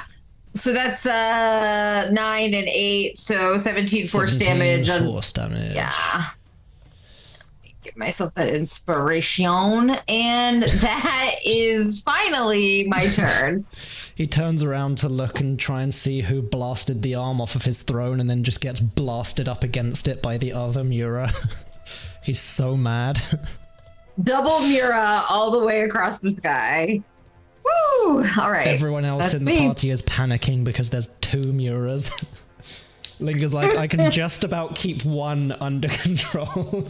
Don't worry, the other I one will hope this disappear one after goes the away. next. She will. Gate Guardian, knowing that this guy has now turned against you guys, he's going to make 2 attacks with his longsword. In fact, actually, no, he's not, because he used Ride of the Valkyrie, so he's not holding his shield in the other hand. He's going to sheath his longsword and attack with a greatsword. It's a lot of swords to be carried around, bro. Just 2. Yeah, man. Love swords. It's a lot. It's a lot. It's got something to prove. Love swords. A lot of the Gate Guardians are like, they've got a great sword on their back and a long sword at their hip, so that if they've got the wings up for the shield when it's away, and they have 2 hands, they can either 2-hand the long sword or switch to a great sword. Some of them have different weapons, some of them are magic users, but this guy has a long sword and a great sword. That is shit. An 11 and a 9. Is that gonna hit? No. Well, that kind of sucked. this night, I can't remember what he was doing, so we're gonna roll for allegiance for him. He's going to... Does he have a clear shot? He's gonna try and take a shot at Sir Thormiel. No. 1 hits for 1d10 damage. 4. So Warden and Chester, you see this crossbow bolt just like grazes the back of Sir Thormiel's calf, and he just turns his head slightly to look at the knight. I'll give you one more chance. If you attack me again, you might not leave here alive. There's still time to rethink your life and join us. He's very generous, to be fair. Right. Speaking of generous people, it's Linga's turn. Hey. I was I looking forgot to do a... Oh no, I couldn't do a legendary action at the end of Mura's turn because he's incapacitated. Oh, so They count as sad. actions in my mind, so no legendary actions. So sad. So sad. I was looking through her equipment, and it makes sense She that does she have would some think fun stuff. she does, but it makes sense that she thinks 2 swords is a lot, as she has not a single weapon, not a dagger, not Oh. nothing. Does she need them though? She can literally like look she's at got- someone and melt them. Well, she rolls with a crew that takes care of most of it. Like if something Exactly. needs to be poked, I mean, she's like, "Hey, Warden, do you mind cutting this guy in half for me? Thanks." Do Yeah, of have course. the staff that you can technically bonk people with. Oh, yeah. She would never. It might damage the ribbons. It's a magical... Oh yeah, the ribbon's fine. The ribbons aren't magical. I was going to say it's a magic staff that's not getting damaged, but yeah, the ribbons, that's fair enough. Yeah, I wouldn't. Mira worked very hard on that. although- All right. Linga does have a potion of hill giant strength. She could drink it and punch someone. Just, I love all the shit that she has on her. Eventually, we're gonna have to do something with some of that stuff. All right, but for now, what we're gonna do? Or throw the drift globe at someone, I guess. I don't know. All right. So if Mira wants to do her share the load I do. thing, okay, I'm gonna cast Wither and Bloom at 4th level. Cool. Okay, let's go. Come on, baby. Yay! All right. Let me cast that. And I have a thing. I have a thing now. You do your thing, and then I'll say my thing. Yeah. I did it, and it's creatures immune to the damage of your spell take half damage instead. So Oh, okay. sorry. No, that's fine. I'm gonna change the damage type to some magical bludgeoning, which it's fun. Any plants within 10 feet of him, all the life drains out of them. Some of So his many life is just gonna die. yeah. Some of the life is gonna go to Warden, so you can roll a hit die, Warden. Instead of a tree. What'd you You're not say? inside a tree, but there are like canopies of tree branches and roots. So like half of the canopy that kind of encapsulates a lot of this room just withers and dies. Yeah, that's what I was thinking then. This would have been different in Max's game where we were in a tree. Oh yeah. It will be in a That's tree fun. at some point because Okay. Lindsay wants to be there. It will happen. So, Linger has this new ability. She's been working with Syldaris. It's been very aggravating in some of the situations that they've been in, that some of her spells aren't as malleable as she would like them to be. So, she can now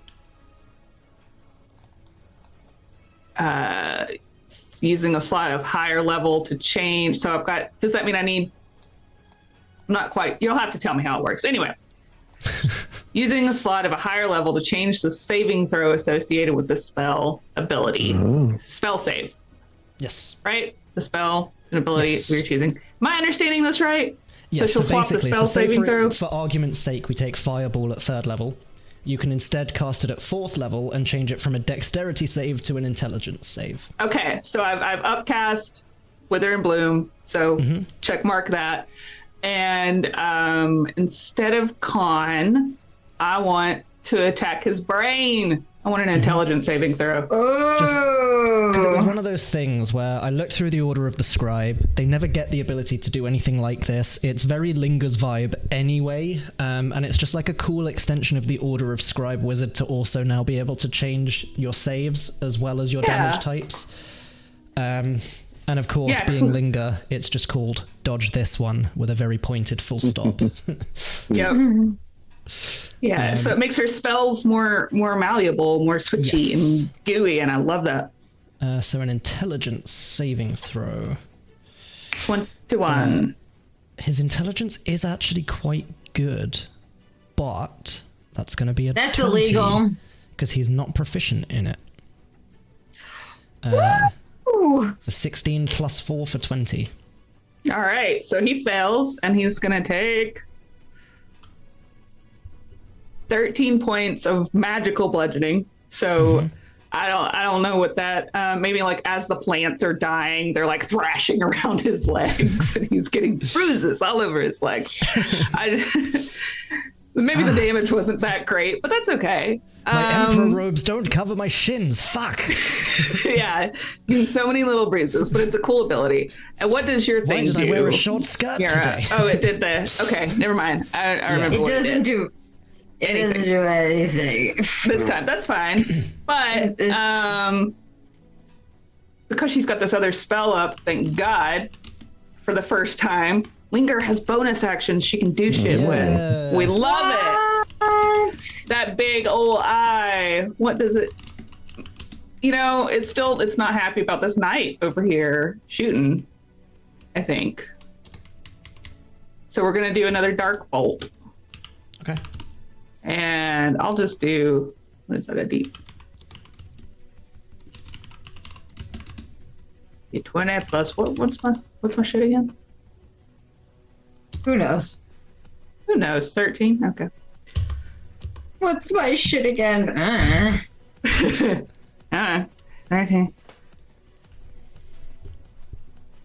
Is a 15 hit? No, it would be a 16 because I didn't click the button enough. A 16 does not hit. Okay. The dark rave bolt shoots out and it hits the column dramatically. It takes a good chunk out of the column as well with it. Yeah, it does. There's dust and debris and little pebbles falling down. He's like coughing. It's like face is all covered with the dust. Okay. It's also right as he took those shots at you with the crossbow, which is why they missed. And then we're gonna play copycat. I thought we were playing D&D. We're gonna tuck behind as much as we can this little column here, and then we run out of speed, and that's it. That's my turn. Okay. He's not going to do any legendary actions because Steph's a dick. Wait. Yeah. Did Warden roll a hit die if he needs to? Yeah. Just one of my hit dice. Yeah. A gift for you from me. From Linker. It's my present. little present. How do I roll a hit die? It's only let me like remove one. Yeah, I think that's just a tracker up there, and then you have to manual do it. One of the flowers, like a little vine, crawls up Warden and gets in like where he would have a lapel, but he's wearing armor, and it blooms. Damn. And you feel 10 better than you did before it bloomed. 10 plus con. No. And then It's on. Yeah, 10 plus con. Oh yeah, plus con, yeah. So 13. Okay. All right. Awesome. Cool. So, knight's turn. Which knight is it? This one.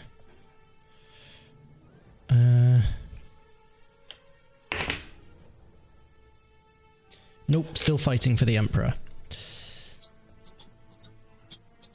He's gonna run on up. Imagine the commitment when you are watching this guy get absolutely fucking wrecked. He's gonna run on up and flank, because he has the movement to be able to. And swing at the Gate Guardian with advantage. Ow.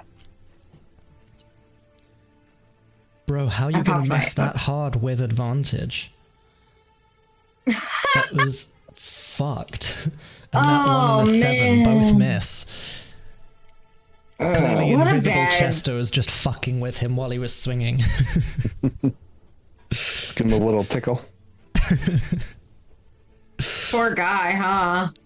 I don't feel bad for him. This guy fighting the Gate Guardian is gonna see if he reevaluates who he's fighting for. He does indeed. Good choice, my guy. He kind of just like assesses the situation with the Gate Guardian fighting him. He's gonna take a step on in over here. Because if he tries to leave the threat range, the Gate Guardian is going to cut him down. Because he doesn't know yet. And he's going to sheath his greatsword and take a heavy crossbow attack at this very heavily injured knight here, who's still fighting for the Emperor.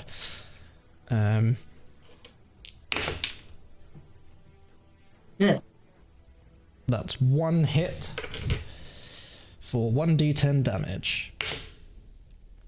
10. This knight's so fucked. He's still standing though. Just. This Gate Guardian is gonna finish him off with the multi-attack. So 1 hammer swing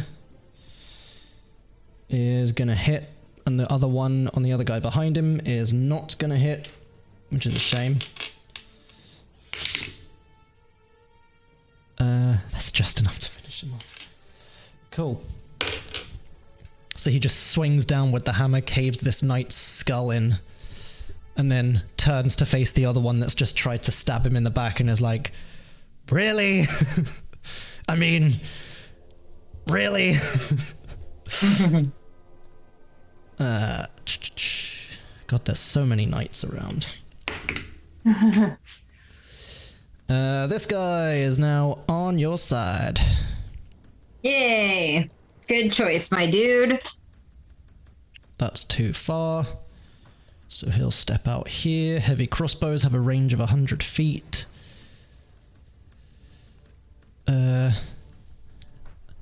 See, now here's a fun thought.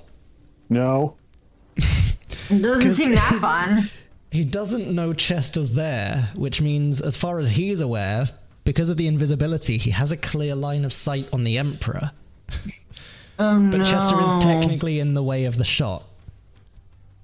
Well, just like if it was a non-invisible person, it wouldn't make a difference. So why would an invisible person make a difference? Would be my thought. Well, my thinking is, I could roll 2 attacks, one with disadvantage, and if it hits Chester, then it hits, if that makes sense. And if the one with disadvantage misses, then it hits the Emperor instead. Up to you.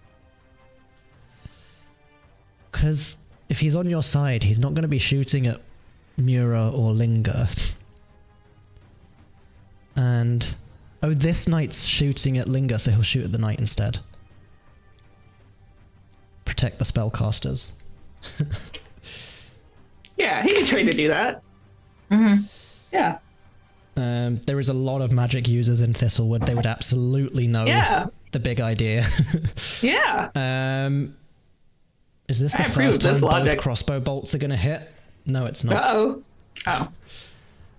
Only 1 hits, so it's only 1d10 of damage to this knight. 4 points of damage to the one that Linger is still shooting at. But, like, while this guy now has cover from Linger, he doesn't have cover from the knight who can see him around the other side of the pillar. So he shoots him.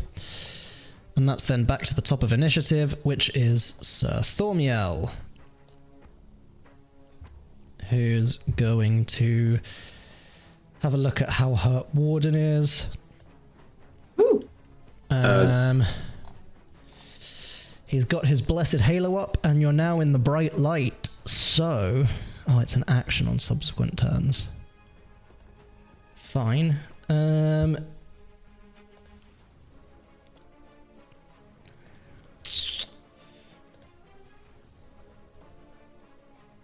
Oh, that's good fun. What's the range? 30 feet.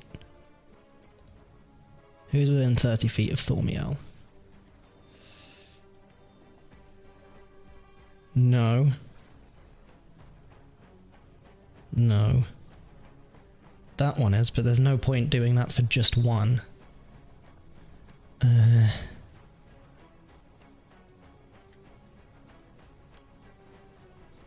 He is going to use another Saint spell from Deep Magic Volume 2. He's going to cast Densini's Radiance. You call down an explosion of radiant fire from the heavens on a point you see within range. Each creature in a 15-foot sphere centered on that point must make a Constitution saving throw. On a failed save, the creature takes 6d6 radiant damage and is marked with a Holy Radiance until the end of your next turn. On a successful save, creature takes half damage and isn't marked. The next attack roll against a marked creature before the end of your next turn has advantage. He's still trying to help Warden, but also doing some damage as well, hopefully. So it's a con save for the Emperor, who still has 3 legendary resistances.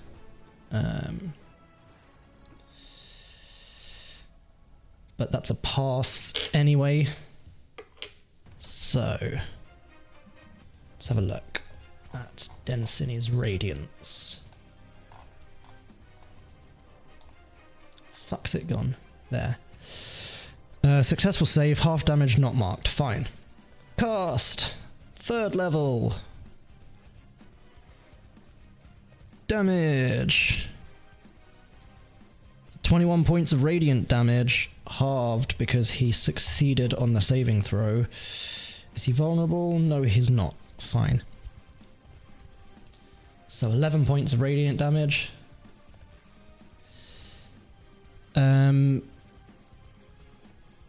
Ooh. Chester, can you give me an Arcana or Perception check? And Warden as well. Unfortunately, the other two aren't close enough to see. And 23. 23. As this radiant fire rains down on the Emperor, you can see the past few rounds his wounds have been healing when it kind of comes around to his turn. The radiant fire is like searing at these wounds that the Emperor has, and you get the sense that when it comes around to his turn, he might not heal this turn. Lovely. So Warden is the one that notices that. That was Thormiel's action. Can you do anything with a bonus action other than look really cool? List. That's about it, really. Features: Divine Sense, Lay on Hands, Divine Smite, Divine Health, Channel Divinity, Alert, Aura of Protection, Guardian's Aura, Inspiring Leaders, 10 minutes. Improved Divine Smite, Savage Attacker, Cleansing Touch. No, none of those are a bonus action. Fine. Cool. Layer action at the initiative count 20.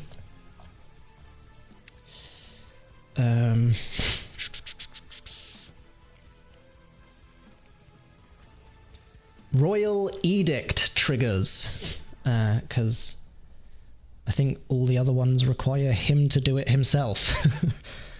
So everyone who is an enemy of the Emperor needs to make a DC 19 Wisdom saving throw, please. Steph, you came back just in time for a DC 19 Wisdom saving throw, please. Why? Because it's a layer action. Oh no. It's 11 plus only 5 or so. What's the... I'm gonna use my inspiration. Fuck it. We ball. My god. I'm gonna use inspiration too. Do I get inspiration matter. for Oh my the God. nat one? Yes, you do. Great. Because it's fun. I guess I'll try again. I'll do inspiration and give it a whirl, even though it's very unlikely. Yeah, We've sucked up. Oh no. I mean, it was already a fail, so it didn't change Holy shit, anything. I've just seen the eyeball. That's Yeah, well, it's awesome. great. Excite! What a great looking eyeball that is. How can we see stairs if our eyes aren't real? Exactly. So, It's so cool. with the fails, shadowy chains erupt from the ground, the walls, and the nearby pillars, and you are all restrained does until that the do? end of your turn. So What I believe does restrained restraint? stops you from casting a spell with somatic components. That seems rude. Which is annoying. A lot of Um, spells. So, restrained. Let's add restrained to Warden, just because it's his turn. Creature speed becomes 0. Attack rolls against you have advantage. Your attack rolls have disadvantage, and you have disadvantage on dexterity saving throws. What But about it just lasts for 1 turn. What about my copy? But I just got done with having effect that was one turn, Your copy Mitch. would have to make the save as well. Oh, okay. Wisdom save. Yes. Come on, copy. Bitch. God damn.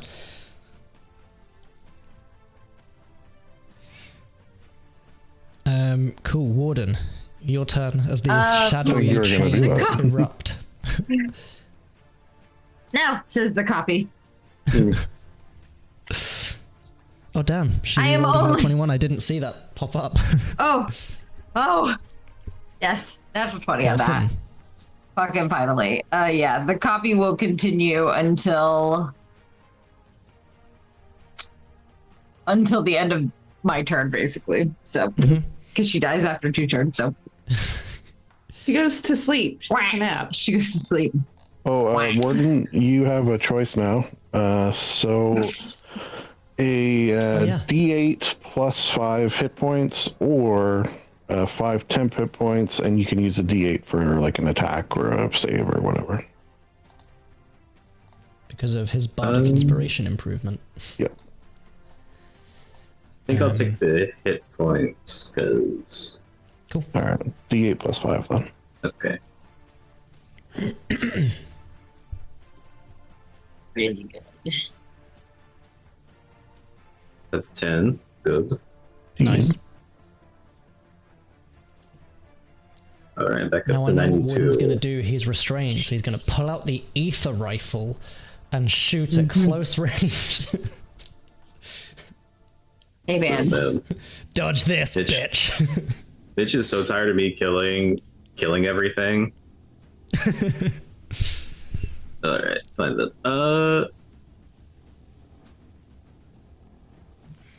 Yeah, surely if I keep attacking, something will go through, right? Eventually. Yeah, I mean, Surely. you have the leadership bonus as well for an extra d4 to your first attack, I believe. Whenever you make an attack roll or saving throw, you can add a d4, provided you can hear and understand the knight. You can only benefit from 1 leadership die at a time. Okay. So it'll be with disadvantage plus a d4. Yeah. So that would be a 17.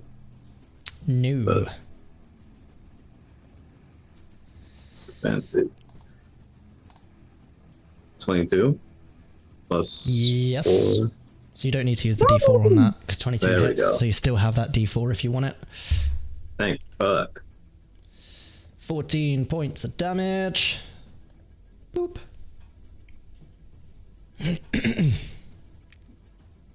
Come on. There we go. 26. Hits.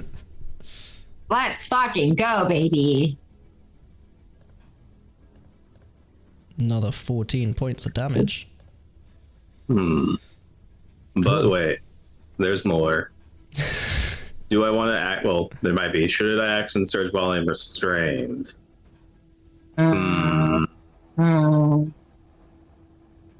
That's up to you.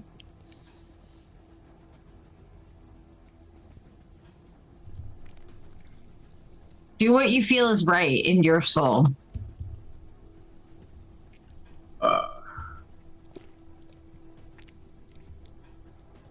I feel Do it. like If you want to do it, do it. I'll save it. I'll save it. I'll save it till I'm not like restrained, till I'm not frightened, till I'm not like totally.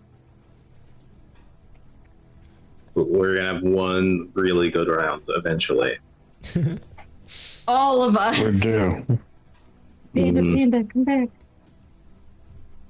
All right, fine. That'll be it for me.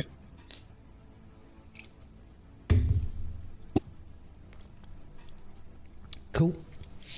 So, at the end of your turn, you break free from the chains. The Emperor is still incapacitated, so it jumps to Chester, who is restrained. He's within 10 feet, though, so I can still reach him. Restrained, I have advantage. Invisible, I have... Or, sorry, restrained, I have disadvantage. Invisible, you have advantage, Invisible, so I it's a have straight roll, advantage. yeah. Straight roll. If I can give myself another advantage, would that do anything Yes, for me? we do stack it. Okay. So if you can give yourself another advantage, it'll be a +1. And then if you Okay. can get another one, it'll be +2, can. up to +5. Okay, so I will use my bonus action to aim steady and give myself +1, and then I'm within, I'm beside Sir, so that's a D4. Sir. No, so Sure. that's Tammy? that was from the knight, but I think the knight has to be able to see you because he basically calls it out. Okay. Whenever Gotcha, a non-hostile creature he can see within 30 feet makes an attack roll can or see saving him. throw. All right, So you'll be at advantage because of steady aim. I still hit him, though.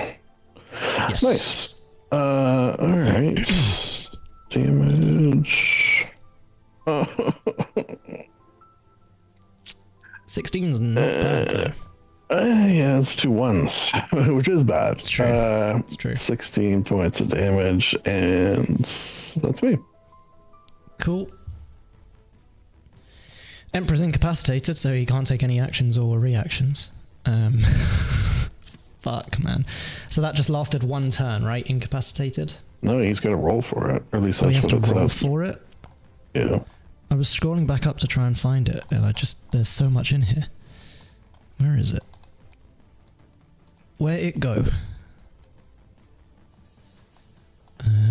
Wither and Bloom, Leyline Tapper.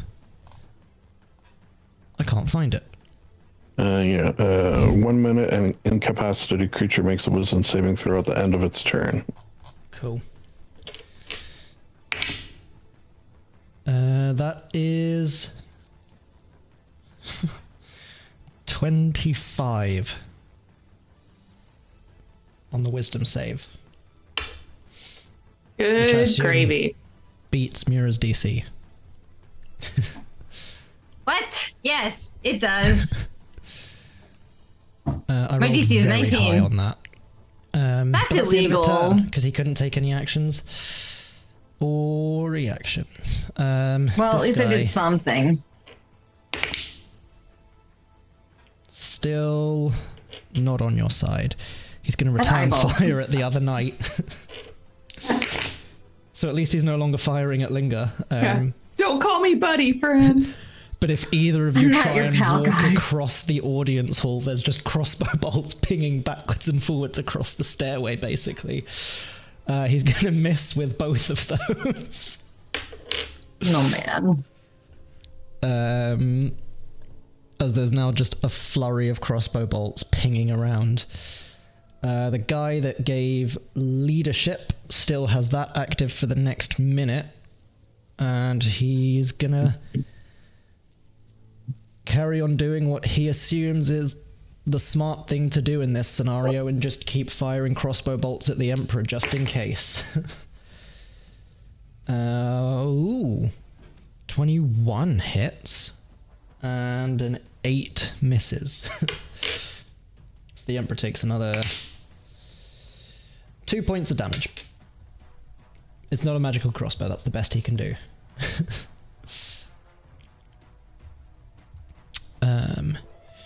Mura. Hi. Mura original. Well, I guess Mira. What can Mira original do? No somatic components, right? No, she can, right? It's just restrained. It's not paralyzed. Yeah, you're restrained. Oh, so I can still cast Eldritch Blast even though it has somatic components? Because you said no somatic I components. think you right? can't do somatic if you're restrained, which is the point of subtle spell and things like that. Oh. Furious typing. Oh. Let's I double mean, check. I'm not. No, we can keep going. We can figure it out after. It's fine. Just I'm fact not checking myself. Hold on. There's no reason or rule Being that would prevent you restrained from. according to the rules doesn't prevent you from casting spells. You can provide the necessary hand gestures while restrained, but this is a point of debate among players and DMs, with some arguing that restraint should significantly hinder the ability because somatic components require... Depends on the severity of the restraints. I'll allow it. Fuck it. Yeah. Yeah, I'm gonna well, hold on. No, because I gotta wait till. Okay, that's fine. Yeah, I'm just gonna Eldritch Blast the Emperor. Mm-hmm. And then I'm gonna let. This is 21. Hits. Let's try another 21. Also hits. And 26. Oh. Also hits. Yes, this is the beginning of our good round. 10. 13, so 23. Mm-hmm. And another 10, so 33 damage. Nice. Fuck. And that's pretty mid. That's Oh, pretty shit. middling. Nearly did 333 damage instead of 33. Oh, that would have been great. If only. Perfect. He is, however, very bloodied now. That's good. We like that. We like that, bro. Well, and now it's over to other Fuck, Mura. there's two of them, yeah. Let's see. No, it's not. First, it's a legendary action, because he can do those again. Oh. Wah. Okay. He's been stabbed twice now by Chester. So he has a rough idea of where Chester is. He's going to try and make a glaive attack with disadvantage because you're invisible. Oh god, he's not even here. Oh, that's only a 4, so a 15. So I don't think that hits Chester.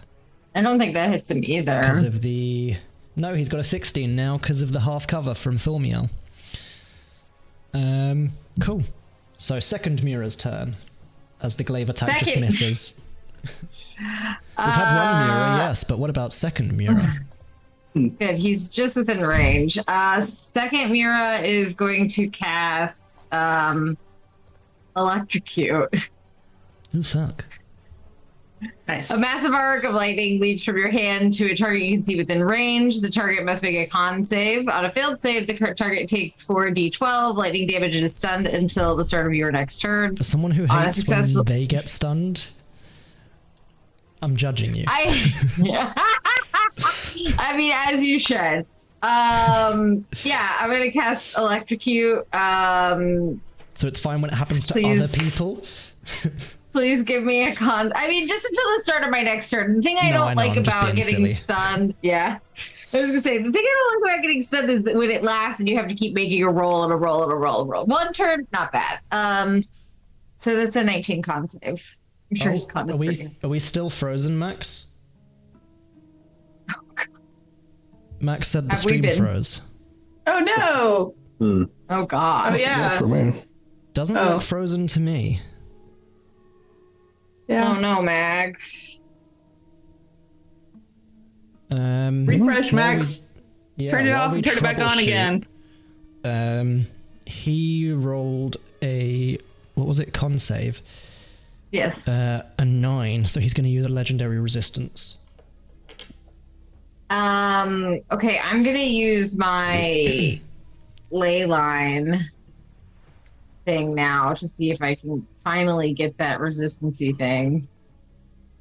I don't know. Let's go. Anyway. I didn't make it. Resistance, he succeeds. Okay. But guess what? So he doesn't get stunned, but he still takes half of 4d12, which is goddamn 4d12. I didn't do that high, so 12 damage he takes. Good news, everyone. I'm going to use my last 2 sorcery points to do Quicken spell, and I'm going to Eldritch Blast him again. I mean, this is still a bad situation for him. He didn't heal on his turn because he'd been hit by the radiant damage and couldn't use any of his actions to regain hit points. So, like...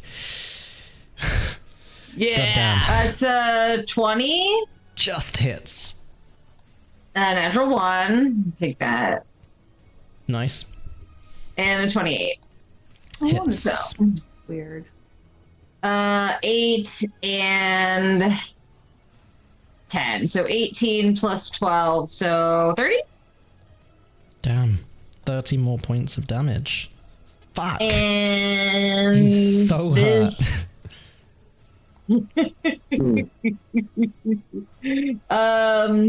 And this mirror disappears because that was her second round. So she's gone.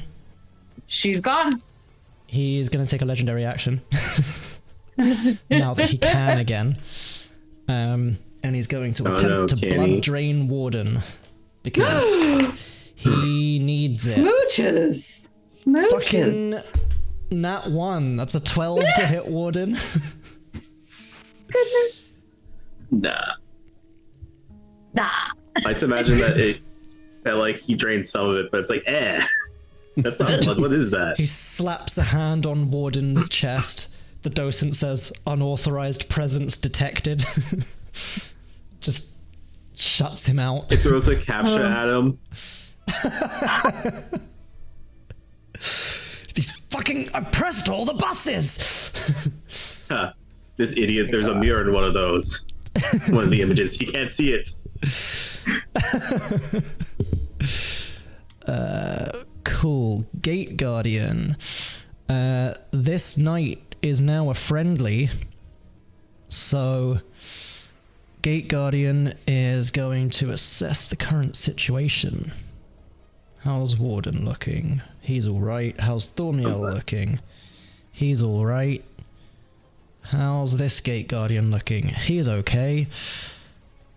He's gonna fly in here.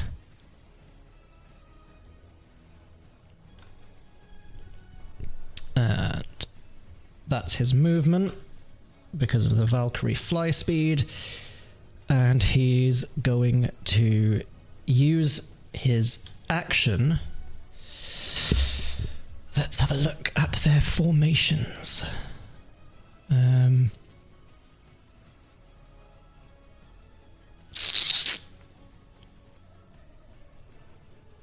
Yes, he's going to use an action to command the other Gate Guardian to immediately make an attack against the knight who is attacking him.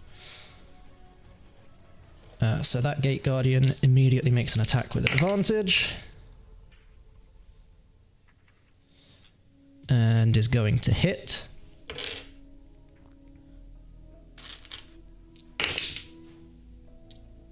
Six points of damage to that knight.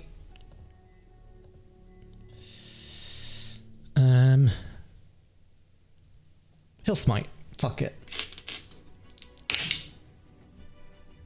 12 more points of damage.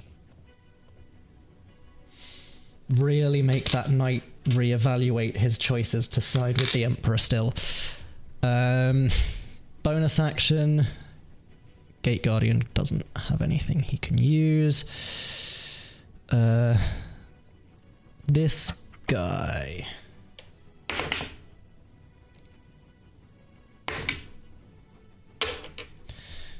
Is going to join in. He sees the firefight going on down here and is gonna step over here and fire at this knight, who is currently one of the only remaining knights against you guys. So that's a heavy crossbow, 2 attacks. 1 miss, 1 hit. 6 points of damage. That knight's real hurt now. And it's Linger's turn. Woohoo! You can see, like, the tide of the battle is changing dramatically now. A lot of the knights now seem to be on your side. You can see they are starting to overpower the Emperor. One of the Gate Guardians has flown over to start flanking him. Alrighty. Let me just save this eyeball real quick. So, what's gonna happen? Finger's gonna walk. I think she needs to be here-ish. Yeah, so she's. Hold on. She's. Come over here.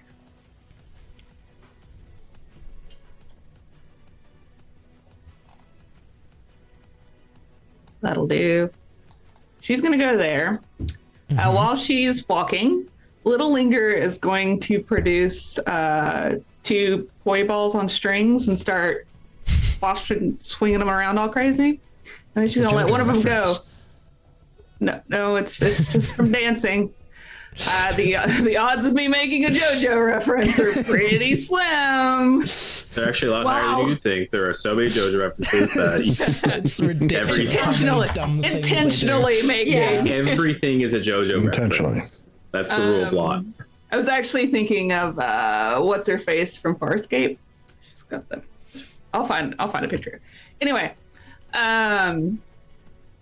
so this little ball, she lobs it up in the air towards the Emperor, and it gets bigger as it flies over there and blobbier. And that's me casting Chromatic Orb at, I don't know, guys, let's do 5th level. That sounds fun. Oh wait, I want to share the load. Yeah, do it. Nice. I remembered. She Come on, mended. 15. Woo! Yes, Hell yeah. exactly Linger what we need. Casting it at 5th level with 4th level damage then, because of the upcast for the share the load, or 5th level with a 6th level slot, if that makes sense. The first one. Because for the share the load, you basically upcast it at a higher level, so this will then be the amount of damage you would do at 4th level instead of 5th level. But you might also get the ley line effect. Yeah, so the highest I can cast is 5th level. Yes. So it's going to be 4th level damage. Yes. Is this a concentration spell? No. No. Damn it. Concentration on your spell can't be broken by damage. Dang it. All right, so let me manually roll these. Less fun. So it'll be 6 instead of 7. Hi, no, what are you doing? She's rolling dice. And Get away from Sometimes that. clear. let's do 24 points of, where does the spell go? Bro.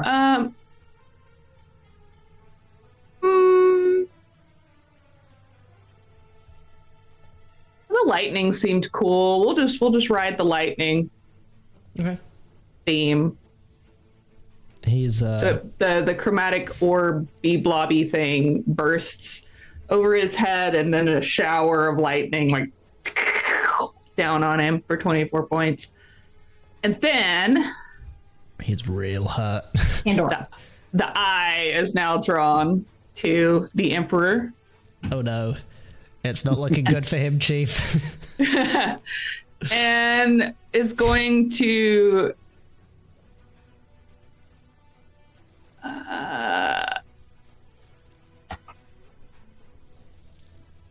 we know he's resistant to cold and necrotic, right? That was the earlier thing. You know he's resistant to necrotic. Nothing okay. about cold. Okay. Necrotic, bludgeoning, piercing, and slashing was Warden's reading. Okay. But let's go.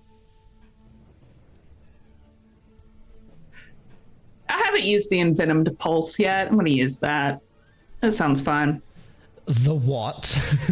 Envenomed pulse. So he squints down and like Damn. gives him stink eye. And this jagged. Actually, no, it's not jagged. It's a full on like rave laser light. Yeah. I was just about to say Sandstorm starts playing. And it's 2d8 damage. Hold on. Yeah, but first I have to hit. No, I know, but if you hit and you roll max, he could die. Well, So just do that. I'll see what I can work out. I have to. Do it. Do it. So a 30 to hit, Whoa. Yeah. Fuck. and then 2d8.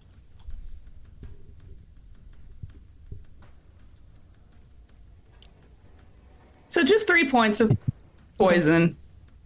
But he is poisoned also. Oh, that's big. Are you keeping it at poison damage? Or are you switching the damage type?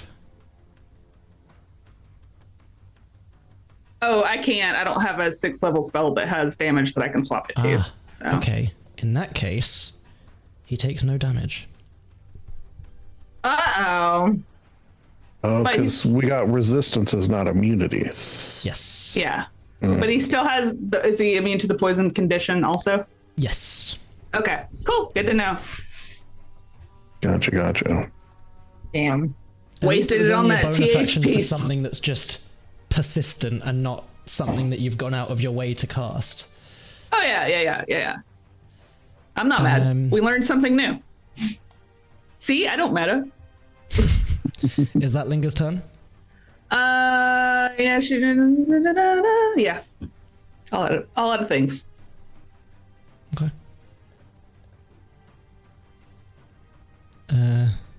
Which knight even is this? There's so many of them. Oh, it's this one who thinks he can take on a Gate Guardian single-handedly.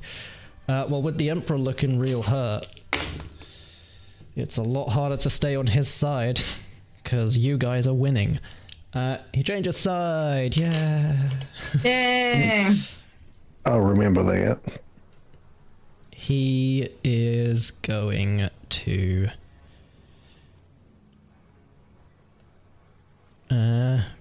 use leadership. He's going to take a step back here so he can see everyone except Chester.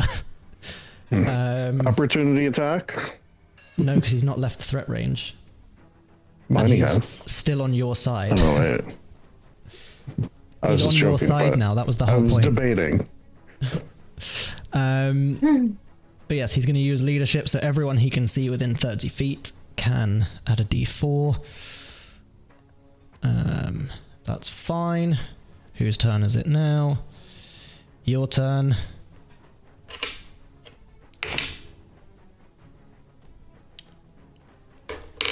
Just this one poor guy. He's gonna try and intercept this knight who's coming to join you guys and help. And miss both swings of his great sword. This Gate Guardian turns to the knight who is now just defected against the Emperor, holds the hammer up to him. Smart choice.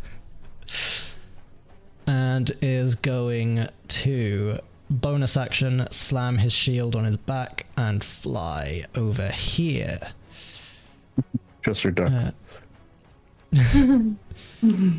You could just hear like a as the Arcana mechanical wings buzz overhead.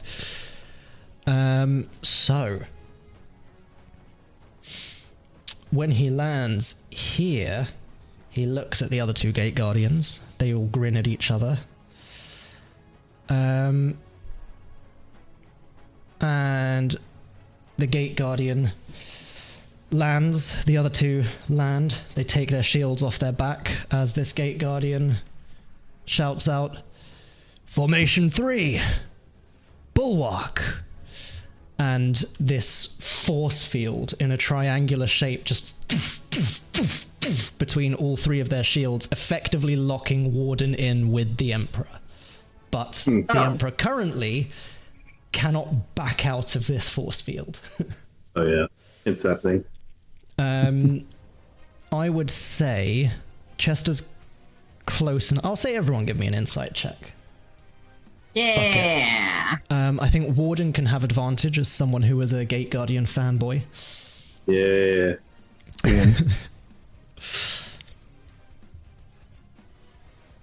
That's a 13. 15. 15 is good enough.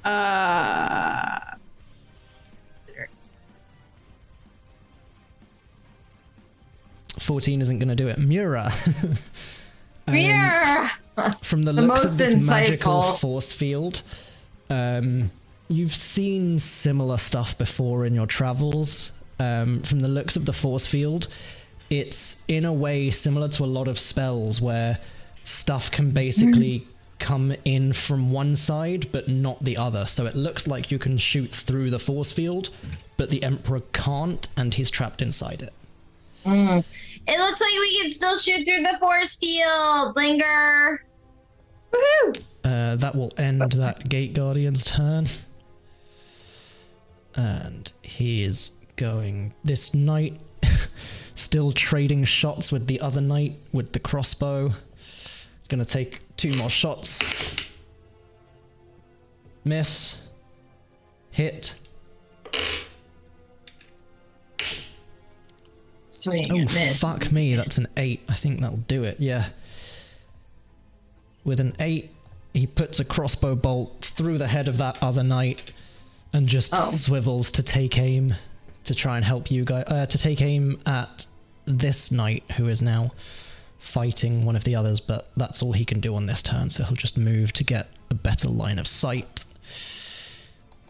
Top of the round, Thormiel is going to use his action. He has to stay holding the shield, but he can do other things with his free hand.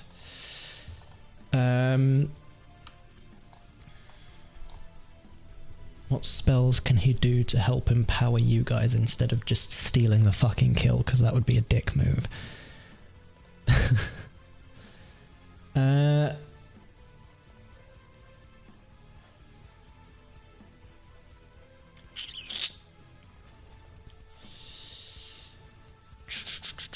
Not Templar's Mercy, he doesn't need to do that. Freedom of movement, locate creature.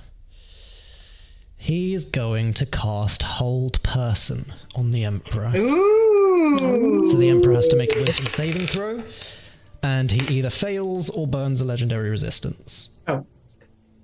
That's a nat 1. He fails, he's going to burn a legendary resistance. And just because I gasped doesn't mean something bad is happening, okay? Layer action for the layer. Every creature in the layer must make a DC 19 Constitution saving throw or take 4d6 necrotic damage, healing the Emperor for the total amount of damage dealt. Yikes. So that's all of us. Yes. Bug. Wait, what am I doing? Sorry. A Constitution saving throw. For the What's the purposes of DC? not just giving him constant unlimited healing, I haven't been making the knights do this save because they would fail and just give him constant health, which would be really annoying for you guys. What's the DC? 19. It's a 19. You do have an overlapping bonus, however, from Thormiel and the other Gate Guardian, which I think gives you then a +6 Warden. Okay. Chester has a +4 from Thormiel.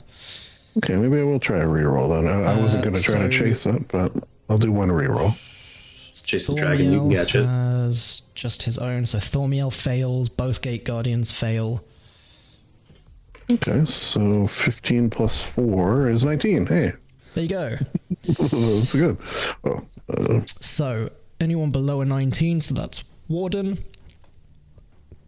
Linger, and all 3 Gate Guardians are going to take 4d6 necrotic damage. This is potentially some good healing.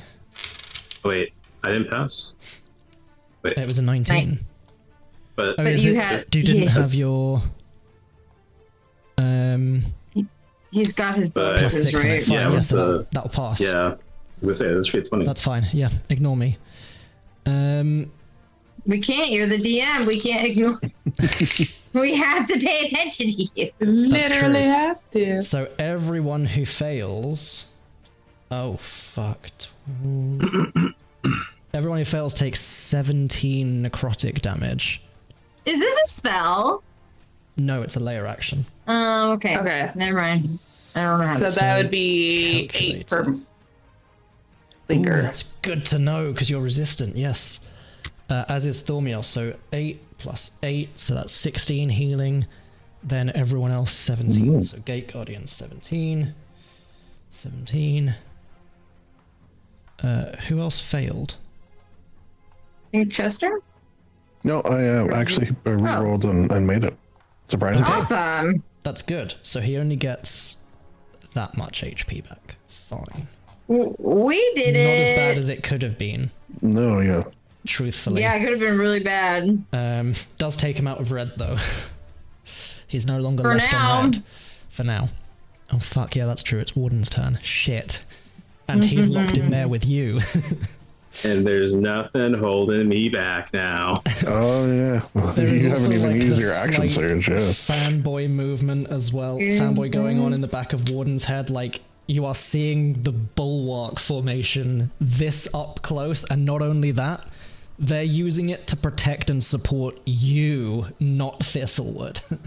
Like, Thistlewood by extension, but, like, Well, they I'm are tip this literally here, there. though. They're all focused on you, and Thormiel's like, you got this! Yes, I You can do. do it, buddy. I believe in you. Warden's like, All right, then. buddies. We'll put him here so he's a bit more centered in the triangle. There we go. All right. Time to put you in the dirt, motherfucker. Fuck, First 24 attack. hits. 24, baby. 4, 13. Okay. 13. Next attack. He's back on red. 12. Shit. You do have a D4 from the leadership. Ooh, That's use it right. on this one. Perfect. Guaranteed hit if you do. Yeah. In fact, let me Yeah, see what use it. reactions Thormiel has as well, because he might have something that can change your miss. Just bear with me. Aegis of Honor. Nope, that's for defense. Last Strike is for him. Templar's Mercy is for you. No. Fine. Yeah, so the 2 will push you over to 21, which will hit. For 14. 14 now- damage. In fact, actually, sorry, the one that was a miss would have had advantage because these 3 with this formation active will count as flanking for you. Oh, okay. So I'll reroll that one. Which, I knew there was something. this one. There we go. Oh, fuck yeah, 28 hits. Another 16. 16. And now He's so we're gonna hurt. action surge. He's down on one knee, Yeah. holding himself up with the glaive. Oh boy. You can't defeat me. I am Thistlewood. Not anymore.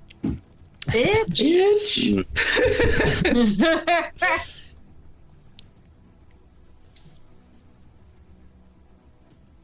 You are nothing more than a cancer on Thistlewood. And we're gonna make that advantage for 21. Yep. Ouch. For that much. Maximum. 21 damage. Oh my god. He's got 2 HP left. And you go, got one you attack, got don't one you, because of attack. action surge. Perfect. Actually, I have 3 attacks for my action surge. Oh yeah, I do. I'm gonna see if this is I thought that you 20. You never know. 27 Well, because hits. now I have 3. Because now I have 3 attacks. So my action Yeah. surge is 3 attacks. 3 So more. that's 6 And I attacks. thought you'd just used 2 of them. Or have I Yeah, you still have them. miscalculated? No. Did I miscalculate? I'm pretty sure I wouldn't. So we got 1, 2, Whatever. 3, 4. Oh yeah, this is the 5th one. So there's another one left after this. So 27. But I mean, your Fighter. bonus alone. Fighter OP. Yeah. Plus just for Of a course. little bit of, you know, I would like to use menacing attack.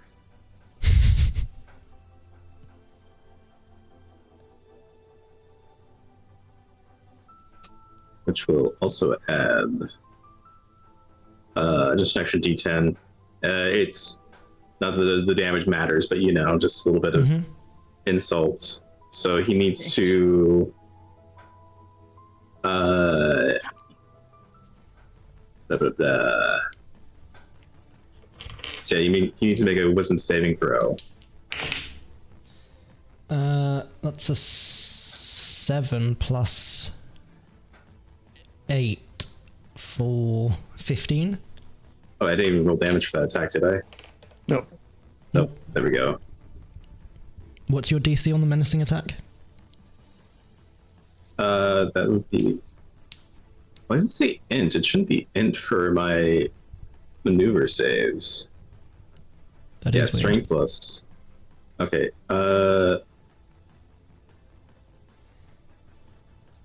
Maneuver save DC strength. Saving throw effects. 8 plus my proficiency, which is 4. So that's 12. Plus strength, which is 4, so 16. Okay, so he fails. He's going to burn his last legendary resistance. And with 22 damage, would you like to describe your kill? All right. All right. So as he's kind of leaning on the glaive, I think Warden will take his opportunity, and he will throw a cut right at the kind of like haft of the glaive and split it in half because I want him to fall over. Yeah, he just sprawls So- on the ground, looks up at you. Yeah, and we're just gonna do a good old fashioned just Kudeta staff, like right into him, right into his chest. Okay.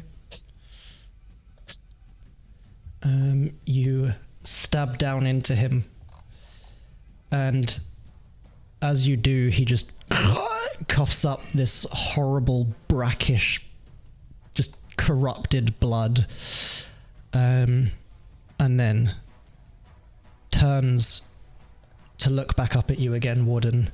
Grins. You can see the vampire fangs, blood all over the inside of his mouth, and he just I'll see you again shortly. And there's a as he turns into a puff of mist.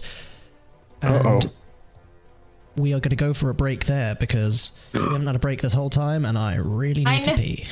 Yep. So that's a good time for a break. We will be back in 10 minutes. Agreed. We'll see you shortly. Perfect.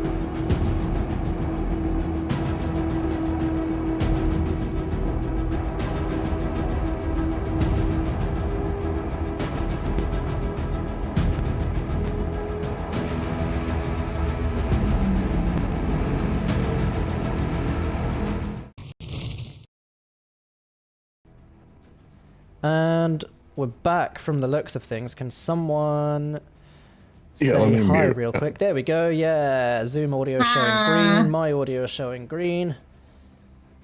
Music audio is not Huzzah. too loud. That's what we like to see. Great. We're back from the break. Sorry about that. Sorry if you got random flashes of intense music during the break, but you shouldn't have, because it should have just been taking it straight from the music player and not from my audio. My audio shit the bed during the break, and we were panicked and trying to fix it. Hopefully all fixed now. We will see. We're still technically in initiative. The Emperor has just turned into a cloud of mist. Warden, bonus action or movement? I suppose I'll do a bonus action, and I'll do the know your enemy, or not know your enemy, but power level, I guess. Oh yeah, you still have superiority dice that you can spend on. I still what's your have power level? I still have one, yeah. Okay. So I would like to do that. Yep. So you use your bonus action. Ooh, for 10. Oh my god, you can get 10 bits of knowledge on And the Emperor. Wow. So what would you like to know? first question, what the fuck? What is this? I guess it's a number of attributes, and this is a trait of a vampire. So Yeah. it would show up as like a readout in the docent, analyzing, and then Misty Escape. It is known that when a vampire is killed, it instead turns into a cloud of mist and attempts to return to its resting place. If you can kill it in its resting place, the vampire will die for good. If not, it returns to life after 1 hour. Where is its resting place? That it probably can't tell you. I'll give you that for free. Okay. But I'll give you this because it would be in the readout. Why is my keyboard still not fucking working right? There you go. So for those of you that don't know about vampires, you do now, because Warden's Docent basically gives you this readout in a lore-friendly in-game way. And this is also why I don't know if it's shuffled around in the actual view on the stream, but this is why I was moving Sir Thormiel's aura, because there was a specific sphere of light caused by the skylight in the throne room, and he's just outside of the skylight sunbeam. Otherwise he would have died immediately after hitting 0. But yes, your other 9 bits of info that you want. If a sunbeam were to hit it now, would it die?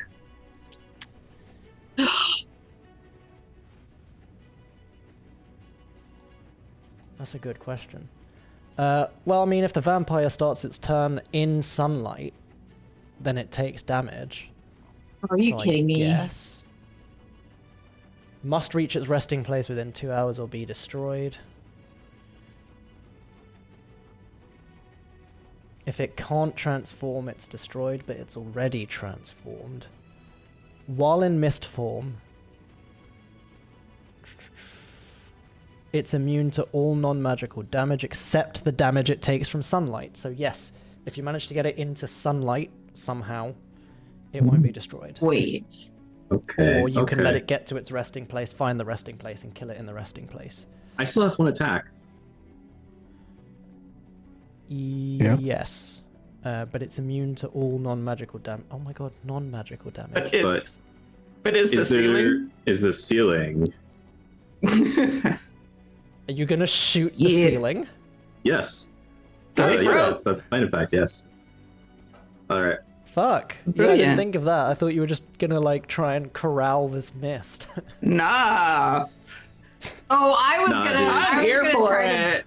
I was gonna try to bottle the mist. So good thing there are smarter people than me. I guess. Nah, dude. That just pissed me Malinger's in the off. back, like I'm just looking up, used like, to my oh, campaign where I the can- guy who made Sir Thormiel caught a vampire in a mason jar and just forever, Yeah. for the rest of the campaigan, had a mason jar full of angry vampire mist. That's what Oh, I is was that where gonna this came do. Is that where this came from? Oh man. Am I technically flanking the ceiling? No, Sky? you're not flanking the ceiling. No. You can never make fun of me for trying to banish a horse with a banishment arrow now, after you Oh just my asked God. if you were flanking the ceiling. Yeah, so an 8, I mean, it technically hits the ceiling, but it doesn't beat the armor class of the ceiling. What's the ceiling's You can't AC? really miss. I'll say it's Well, it was already busted, so you swing the wide. skylight is, but the skylight only has like that certain radius. If you're damaging the ceiling next to the skylight, that has more of a class next to the skylight, if that makes sense. Yeah, The it does. skylight's Yeah. only a certain radius, but you can extend Okay, it. by I'm calling breaking the Jeremy ceiling, which is Crawford. I thought gotta know you what the were doing. AC and Ugh.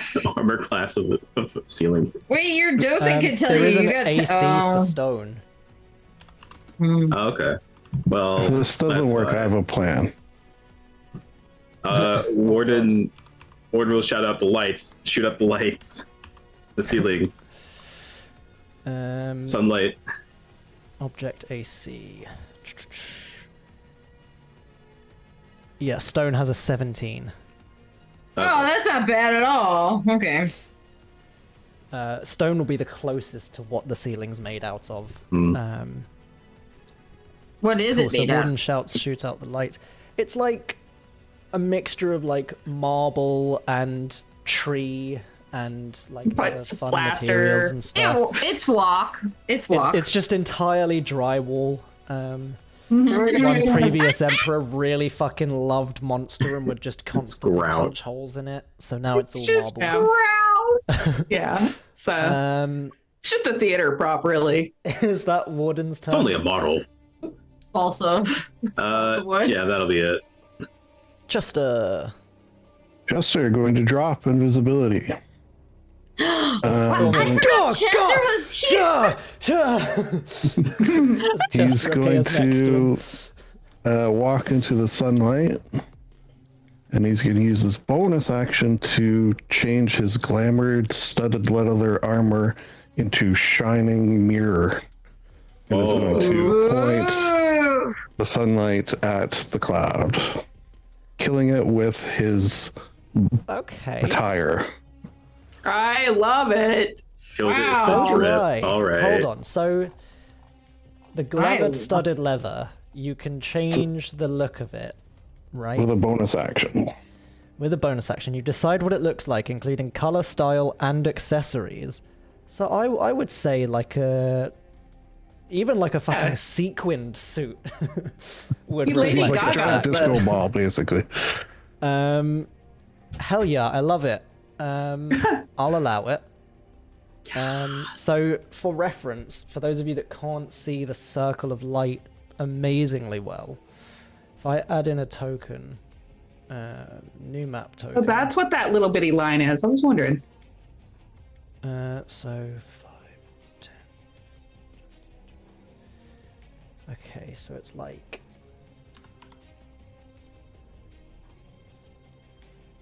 Oh, that's way too big.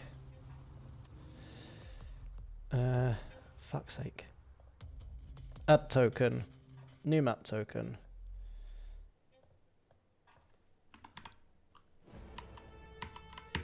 Please. Thank you.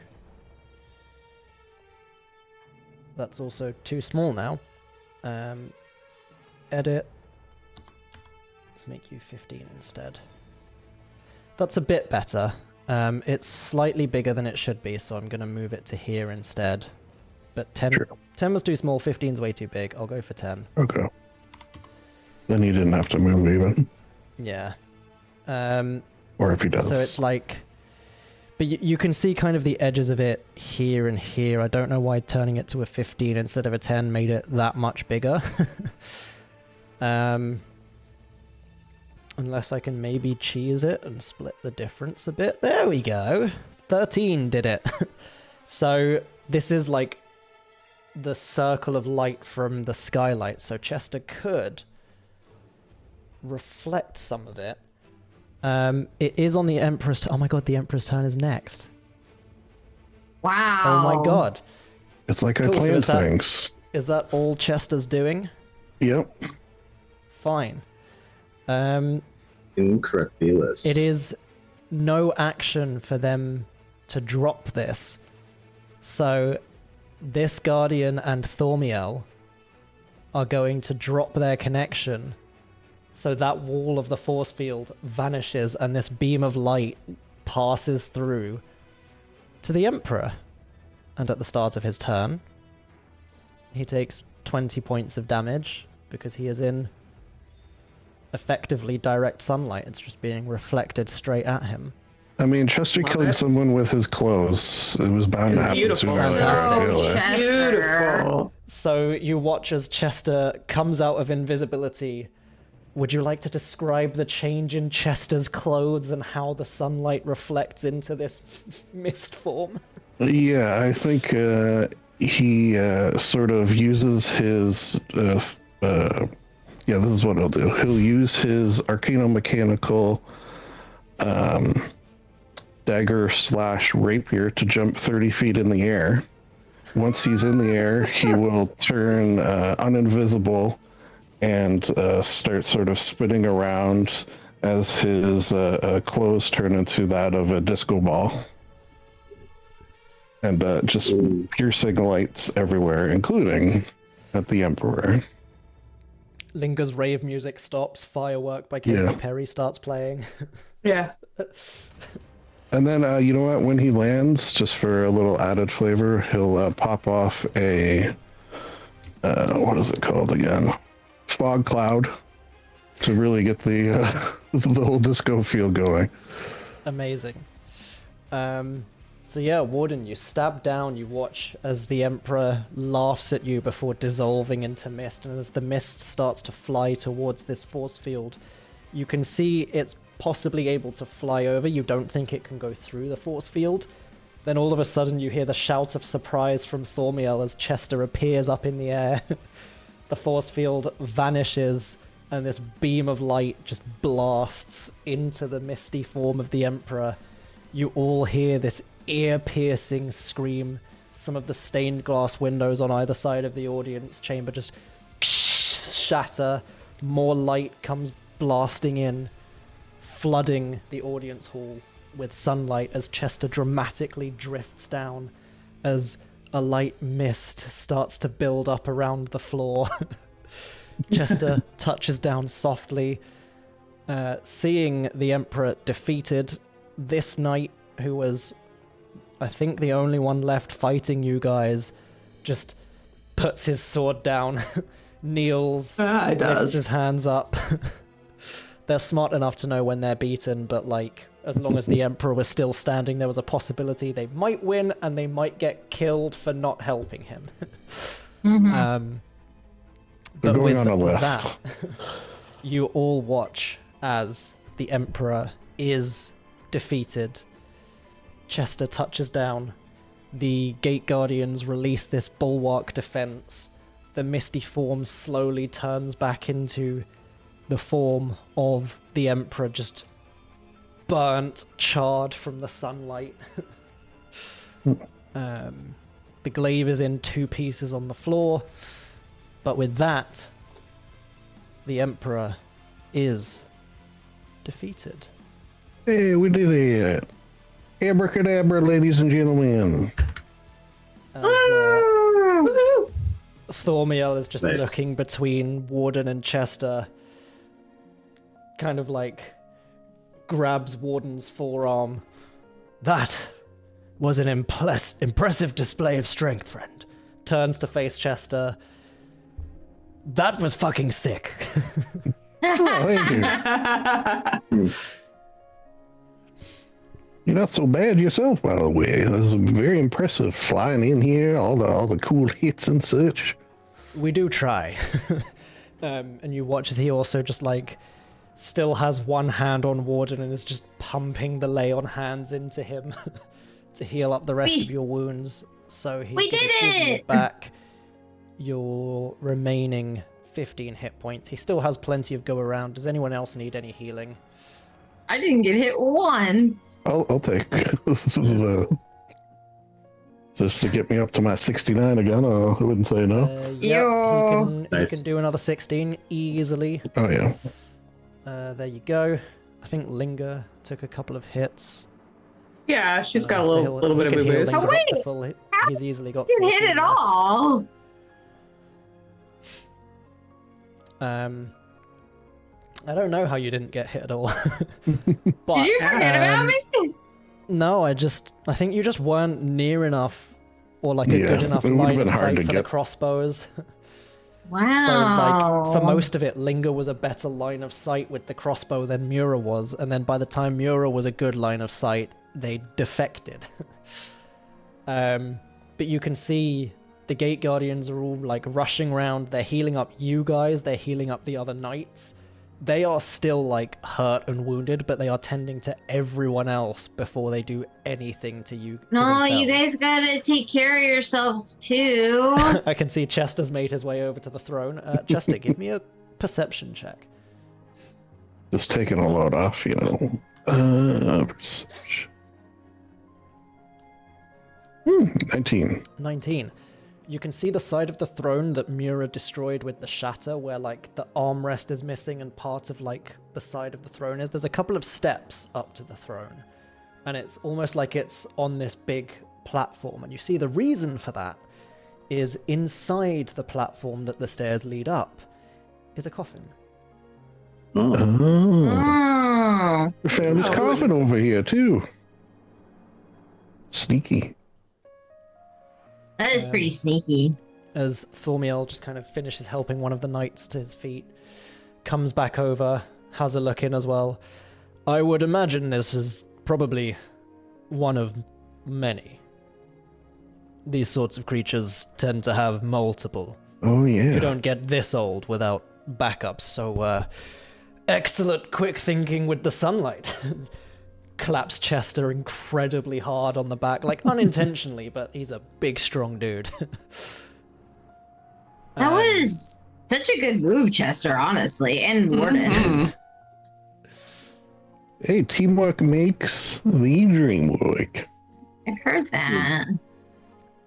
Yeah, it's a saying that I made up. That's where I heard it. You can all as well hear like the sounds of, now that all of like the battle sounds have died down, you can hear the sounds of like palace guards rushing towards the audience hall. Thormiel nods to the other two gate guardians who still have their wings out, can fly very fast, and they just blast off towards the door that you know all the guards are about to start entering through. Doors fly open. Palace guards come rushing in. What's all the commotion? Immediately see the two gate guardians skid to a halt. You can see the gate guardians are just like, so Mura and Linger, as you're like rejoining the group, you're still close enough to hear all of this. You can hear them like explaining it all away. The Emperor has turned. We're getting to the bottom of this. These guys were helping. Don't worry, Thistlewood is secure. Don't let news leave the palace. Like, it's all very hush-hush. You see Thormiel lifts up his sword, and there is like a stone in the crossguard, and he speaks into the stone. Guardians, anyone you can spare we need for cleanup. And within a few minutes you see some more gate guardians fly in through the skylight and start helping clear up the dead bodies, deal with some of the damage around the throne room. Chester, maybe you're gonna have a little peek around for that dagger that he saw earlier. Yeah, they're all distracted. You can see the dagger is still on the Emperor's back. He didn't quite get a chance to draw He's the dagger. He gonna didn't need somewhat sneakily just grab that and put it in his brace with all his other dagger. Yeah, it is just kind of like single handle and then a blade on each side. Just for quick and easy purposes, it does do a little bit of extra necrotic damage, and any attack made with that dagger has advantage against a creature that is frightened. Ooh. You're gonna have to look into spells that frighten people. So that's fun. What is the extra? Oh, necrotic. Yeah, 2d6 necrotic. Ooh. And Thormiel just kind of sheaths the sword. The wings fold back to a shield on his back. And he, you have done a great service for this city. I apologize for not being entirely forthcoming with you, but I'm sure you can understand it would be a bit remiss of me to tell people who are new to the city and frankly don't necessarily have much of a stake in the city that the Gate Guardians secretly suspect that our own Emperor might be evil. Yeah. that's Fair. That's new. sticky Vampire we wicket. didn't entirely know. We had our suspicions, but that was still a bit of a surprise for the rest of us. I just imagine there's like one like Gate Guardian who was like, he's totally a vampire, guys. Like, come on. Yeah. It's like, yeah, right, Jared. Come on. Yeah, Jared. Get with it. And Who would believe you? we are certainly going to have to explain a lot.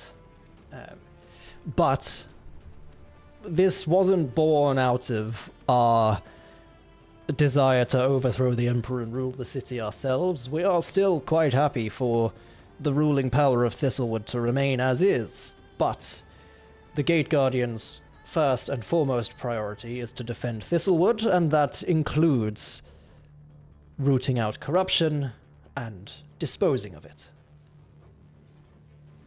Yeah, of course. I mean, that makes sense. Who's next in line for the throne would be a question I would have. That is a bit more complicated. Emperor Yeah. Zamalin didn't have any direct descendants that we're aware of, so it's now a matter of tracing lineage. Ooh, vote. that sounds. Yeah, you could vote. You could. Or You that. could. Yeah. In fact, let me just double check my Thistlewood lore, because that may have actually been a thing at some point. You could Hold democratically on a vote second. on like on two champions, and whoever wins. Or your people could just rule themselves. You know, you could try Or that. we could say like whoever's sitting on the throne right now is just like the default emperor or something like that. I don't know. Look, here's the thing. A lot of this is down to incredibly uptight high elves who like things done a certain way and are very used to things being done in a certain way, and the vast majority of them probably don't want to rule themselves. They want this emperor, this empire to remain. It's a symbol of power and it's a symbol of authority for most people who have known really nothing else. So why not like whoever can string a very like strong bow Yes, first, here we go. and then shoot through 20 axe heads.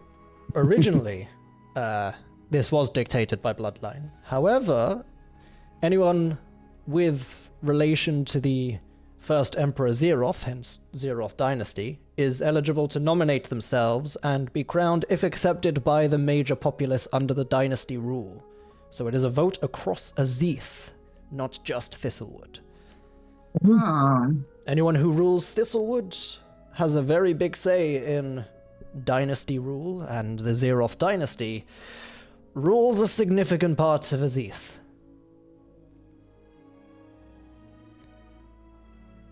Wow. Well, problem for future you, I guess. Yes. Yeah, that sounds like a you guys thing to handle, someone but send a raven to Dragon's End, maybe? They need to know about this. And you see one of the knights just kind of salutes and runs out of the audience hall. And then he turns to the one who's still on his knees, hands up in surrender. What are we doing with the one who stuck with the Emperor till the end? kill him. Just What do kidding. you I'm think, joking. my I'm joking. lovely, lovely audience? And he turns to you. Kill him. Just kidding. I don't know. I mean, you could, but you know. And put him on a list for sure. Banishment. Are you sorry that you stuck with the Emperor? That's a He good nods. question. What is- Are How you about just a sorry gibbet? because you lost? How about a what? Perhaps. Sorry, Ethan. How about the gibbet? Do you have a gibbet? What's a Yeah. gibbet? A very What's that? cramped, very painful cage. Yeah, it's like one of those cages that they suspend like over like the castle wall or whatever. Oh, Oh, that sounds Let's put a moon. What about a more Madigan was in? yeah? What about more academic approach, perhaps? There is some sort of medical therapy situation. Maybe discover why he was so keen to keep. Fear mostly. Yeah, put him in. Right. So, there could be. Very well. And he turns back to the knight, which kind of squats down in front of him. It would seem they're a lot more lenient than we are. For now, you'll reside in the dungeon, and we will send some of our healers to chat with you. Take him away, and two of the other knights start dragging him away. Take him away, toys. Bye. I want to put him in a gibbet. Aw. Well, if the We're- therapy doesn't work. Yeah, we could get you your own Of course. gibbet later. Okay. I'm not happy So- about it. Now that the Emperor, I suppose, is deposed, for the time being, temporary power rests with us, the Gate Guardians. So, what is it he had you doing? What are you doing? And how can we help? You helped us. We're returning the favor. I don't know. Almost feel like we should have done this first. Yeah, we probably should. But at the time, we didn't know. It looks like he was Right. waiting for you to come back, and he was trying to kill you to get rid of some sort of evidence. I just happened to be there, and he wasn't planning on that. Yeah, we got lucky. Thank you for that. Yeah. Indeed. We desperately need to get to the archipelago. Yeah. Yeah, we were kind of we were just popping in here to, pay our respects, and then we were going to leave. Yeah, we honestly weren't even gonna come here, and then you guys kind of were like, yeah, you are. We were like, definitely not gonna come here at all. So I maybe see. just give us like a choice of items from the treasury, and then we'll be on our way. He kind of double takes almost, and then chuckles to himself. Of course, first things first, I have to accept this request. Max, of course, is now the new emperor. Second thing Oh, yeah, second. that makes Here's sense. good. Yeah, Dang it. absolutely. Yeah, that's fair. He, items from the treasury, you say. Well, you can keep the knife for a start. Oh, come on now. I said I was going to be stealthy. Oh, yeah. He Here, noticed. wait. Okay. Oh, I rolled shit on it anyways. 13, yeah. There's something I'm sure we can do. The Thistlewood treasury isn't particularly one that carries many weapons. A lot of those reside with us, and from what I've seen, you quite probably don't need much of what we have. Everything we have seems to be on a similar par to what you have. That said, there's a fuck ton of gold. Yeah, hey, Can you had always me a use fuck gold. ton of gold. yeah, the gold is good. Gold and Yeah. supplies are something we do have in abundant supply. Let me see what I can do. And he just kind of heads off to the side. You can see some of the Emperor's advisors have entered the room. They are horrified. He starts muttering in hushed tones to some of the advisors. You can see they're kind of pushing back a bit on a few things, and he's like, no, fuck you. And they know better than to argue with him. And after a while, he comes back. There is a significant array of potions, spell scrolls, spell books at our disposal. If there are any that you have your particular eye on, I'm sure we very likely have those to hand and will be happy A to few. provide within reason. Beyond that, we are, of course, delighted to provide you with 15,000 gold. Each, right? No, I'm afraid. Oh, We do it's have worth to a keep try, some to rebuild. I guess. 15,000 divided by 4. 3,750 each. Not too shabby. That's fine. Do you have a broom of flying? I was just wondering if you had one. I almost bought one previously, but I was just curious No, because I I've been rolled an 8, so we don't, I'm afraid. Okay, that's no. Thanks for checking. I appreciate that. Make sure you don't have any in the back.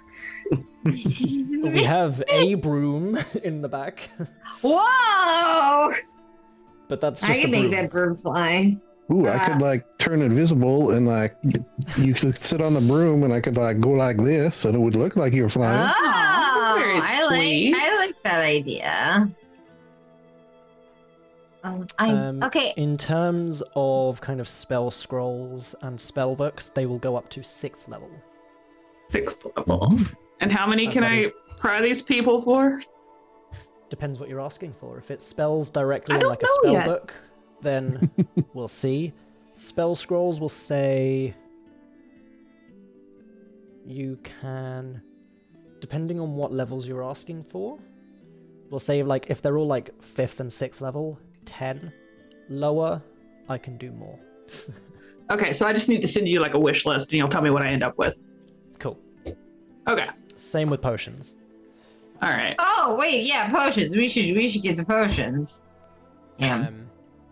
But again, you guys can kind of pick what you want off session, and we'll deal with that as and when. He is Yeah. also able to provide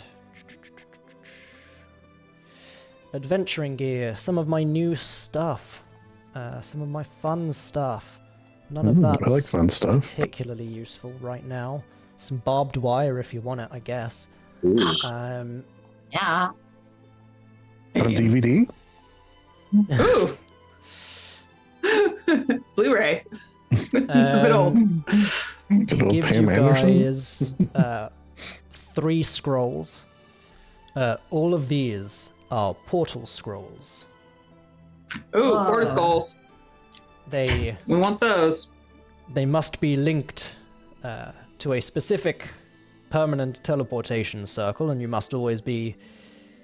No, he wouldn't say that, because that's planes of existence. But if you read the... sorry, there'd be 4 of them, because it's each person, if you read the scroll, it's immediately used, and you, that one single reader, teleports. So it's 1 scroll for each of you.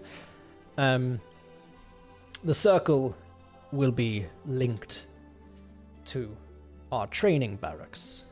The Gate Guardians will know who you are, what you look like, and that it's entirely possible that at any point in time you might turn up at our personal teleportation circle because you need some help or you just needed a quick escape. That sounds good to me. Mm-hmm. Gordon's like, I'm gonna abuse this. I don't need this shit. In But addition, no, he's gonna abuse this. Like he's gonna use it he's so good. often. Oh, he's gonna use it all the time. Sorry. we have And, like, Neverway's a few actually in danger, too. things that we could potentially give you. No, just to say hi. Mm. No one has a bow and arrow, you don't need anything like that.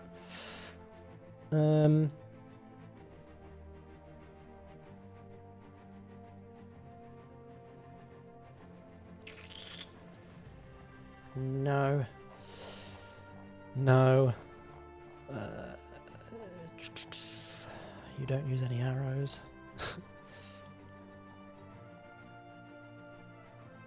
He could give you that, but you don't have a need for it at this point. He will, however. He hands like a small chest to whoever's willing to take it. These are something that had been developed somewhat recently. They had been sent to us by Mordothak for us to try out. The Gate Guardians have already tried out a few of these to fantastic success. And if you kind of open the chest, it's like a small clockwork orb from the looks of it. And there are 5 of them. All you need to do is twist the little section on the top, and you have 5 seconds to throw it. I would advise throwing it before the 5 seconds are up, because it will explode quite violently. Oh. So these are arcano-mechanical ether bombs. Mm. You can It's a prime fucking it grenade. and throw it at a point up to 60 feet away. Anything within 5 feet of that point must succeed a dexterity saving throw or take 3d6 force damage. Okay. It's effectively like, you guys know aerocrystal can be quite volatile when it's charged, and kind of looking inside, it's basically like a containment chamber with a charged aerocrystal in it, and you twist, and when you twist it, like strikes something against the aerocrystal, and you just toss it, and it So will the just count- The explode. count shall be 5, Basically. no more, no less. About 3. Yeah, if you count to 6, 4? you lose an arm. It is unfortunately not a holy hand grenade, it's just a hand grenade. But yeah, so whoever wants those can take 5 grenades. Give them to Mira. What's the worst that can happen giving her grenades? Gimme.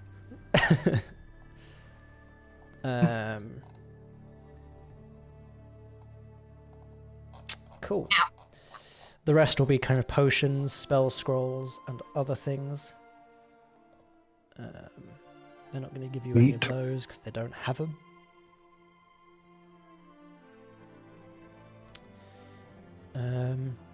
Yeah.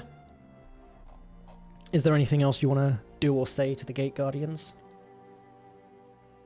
Specifically Thornia, Thank you. First Lieutenant of the Gate. Like, could you be? We, I'm sorry, what? Could you like be the emperor, like, or king or whatever? Like, it seems like you could be good at that. I'm not a descendant of the royal bloodline. So Yeah, it would take some but- persuading. But you're really Plus- cool. Not really my style. Ah, okay. That's more important. I like what I do with the Gate Guardians, Mhm. and I like to not be as bound by all the politics. Mm-hmm. Yeah, I get it. Okay, that's all for me. Yeah, no, I think I'm it has good. been an honor. Aww. He turns to Warden, salutes. With the way you fight, the honor is all ours, my friend. You'll have to use either the portal scroll or simply come back here, and perhaps you can train with the Guardians sometime. We'd certainly be interested in learning some of what you do. Ooh, high praise. It's like under the helmet, you make me cry, man. Oh, We'll just hear under the helmet. We God. And he salutes Warden, heads over, shakes your hand. Yeah, Warden, Anytime we'll have to any check of back. you need the Gate Guardians, if we are able to assist, we will. Obviously, there's a limit to our ability to leave Thistlewood, but if you need our influence, we can certainly send messages. We have our ways. And we'll spread word throughout the city. You might not be elves, but Thistlewood is now as much your city as it is theirs. Aww. I can Just say those bows. sorts of things as the non-elf leader of their defense force. Oh man. Plus, if they find out what you've done, They'll be fucking impressed. We are pretty impressive, I think. I would say so.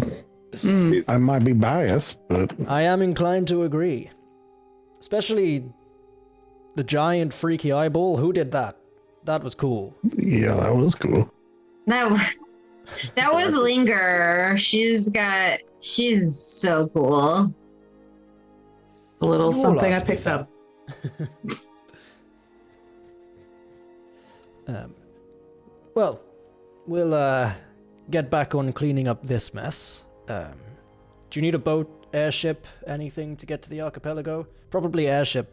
Boat won't make it across the crossing point, unless you have other means of getting there.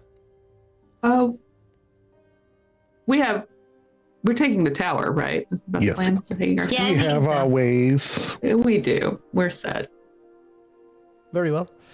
Do those ways involve needing any sort of magic? Because I know you all used a lot during that fight. I'm good though. I actually only use one spell. Yeah.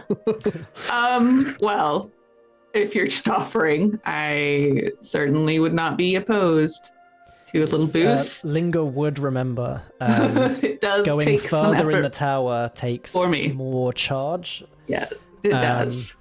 So if someone's offering to basically Oh. power it up for you, Yeah, win-win. she's like, yes, that would be I I forgot fantastic. about that. and every gate guardian who is formally inducted and is a full gate guardian is at the very least 3 levels in paladin and has some spell slots that they can give to power the tower.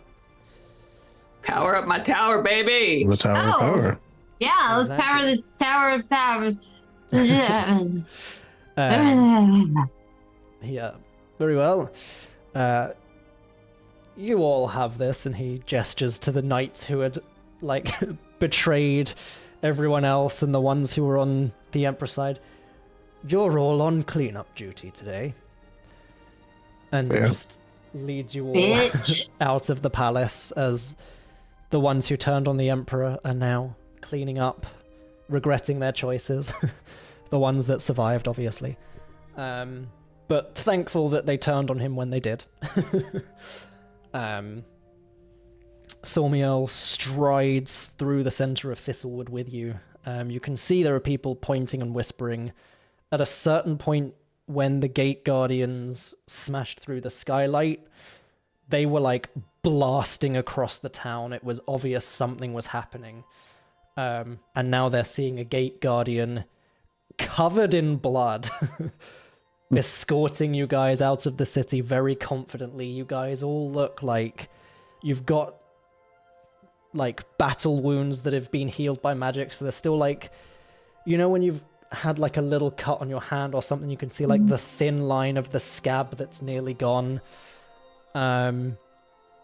Like you've all got wounds and Warden's armor's a bit dinged up. Like you guys have clearly just come from a fight. But it's not like you're being led out of the city in a banishment way. Like this is regal authority leading you triumphantly through the city, flanked by the Gate Guardians.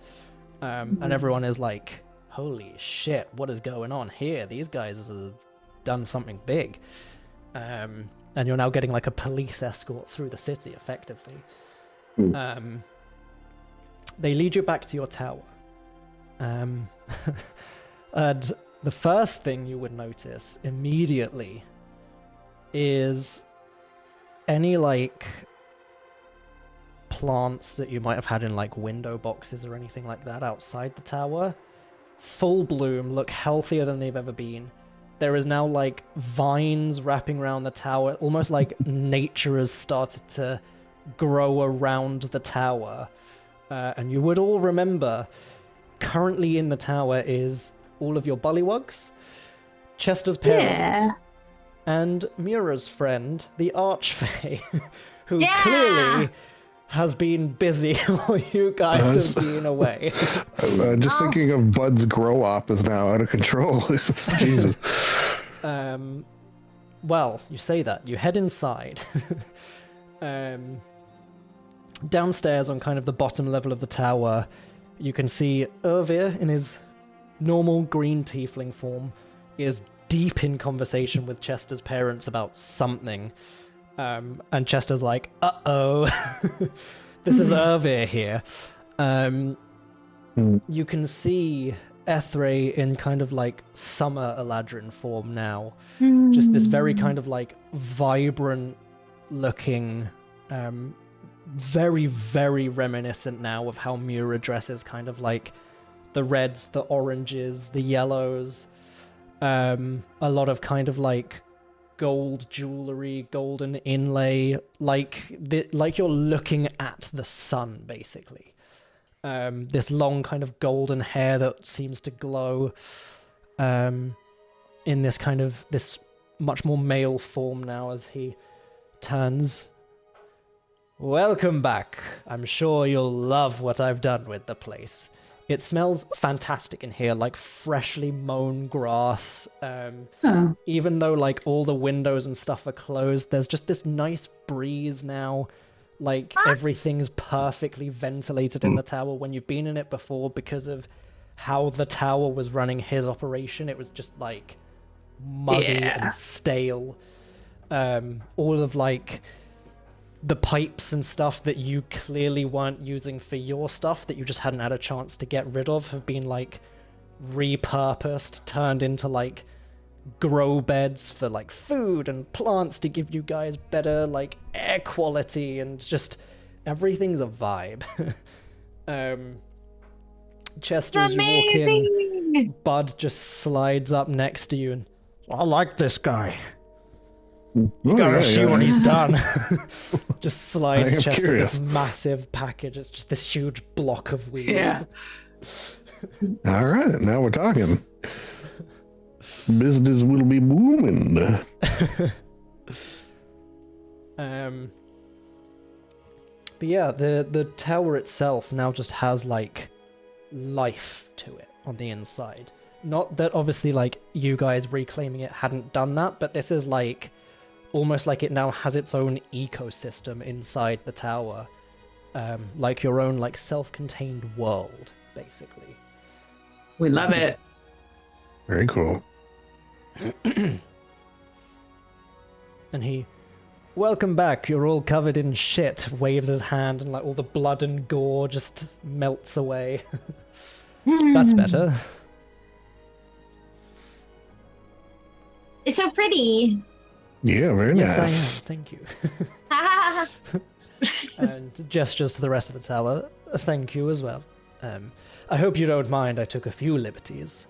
But on the bright side, your beds will be forever fresh. Oh, Ooh. that's good though. That's one of my favorite tricks I can do. I haven't had to wash my bed in the past 300 years. Whoa. Gross. No, it cleans itself, stays fresh, Oh, and yeah, smells yeah. fantastic. Say magic. Be magic. Trust me, you need a self-cleaning bed where I'm from. Anyway. Oh dear. Oh. Who are these lovely fellows as the gate guardians all just start pouring into the tower? Chester, your parents look around, also being from the Halador Isles, knowing Azith as a whole, are immediately like, oh my god, the gate guardians. And they're all like, hey, we're in our friend's tower, this is pretty cool. They're like, whoa, fuck. Even Ervir is like, gives you the eyebrow raise of, nice. Yeah. You know. These are our friends. Like, immediately as they come in, Ervir knows what's up. You did the same thing to him. He's now your friend and is like, these guys? Fucking nice. I should say, Mom, Dad, how do you feel before you head home? A little vacation to a nice sandy, hot retreat in the archipelago? And then we'll take you home after? Yeah, that'd be about right, I'd say. All right. And they just start like excitedly discussing with each other what they're gonna do. You can see Ethraea's just like magicking up some vacation clothes for them because they only have with them what they had on when they were kidnapped for the Colosseum. Aww. You see as well, Irvir kind of makes his way over to any of you who are kind of like interested and nearby each other, and he, when you have a minute, there's something I need to discuss with, frankly, any of you. I'm sure you'll disseminate the information amongst yourselves. Oh. Okay, yeah. Let's talk. And Thormiel, if you can direct us to where we need to go, we will charge up your tower and take our leave. Oh, well, just this way. She'll just lead them to where they need to go, and yeah. Plug You can them easily in. like kind of lead them there and come back if you want to hear what Irvir has to say. And I mean, you've Yeah. seen what they've done. You know you can very likely trust them. Especially after like what they've just seen you do. You think the chances of them betraying you pretty low. There'd be. Or I will leave Little Linger and Rip to supervise. And Bud.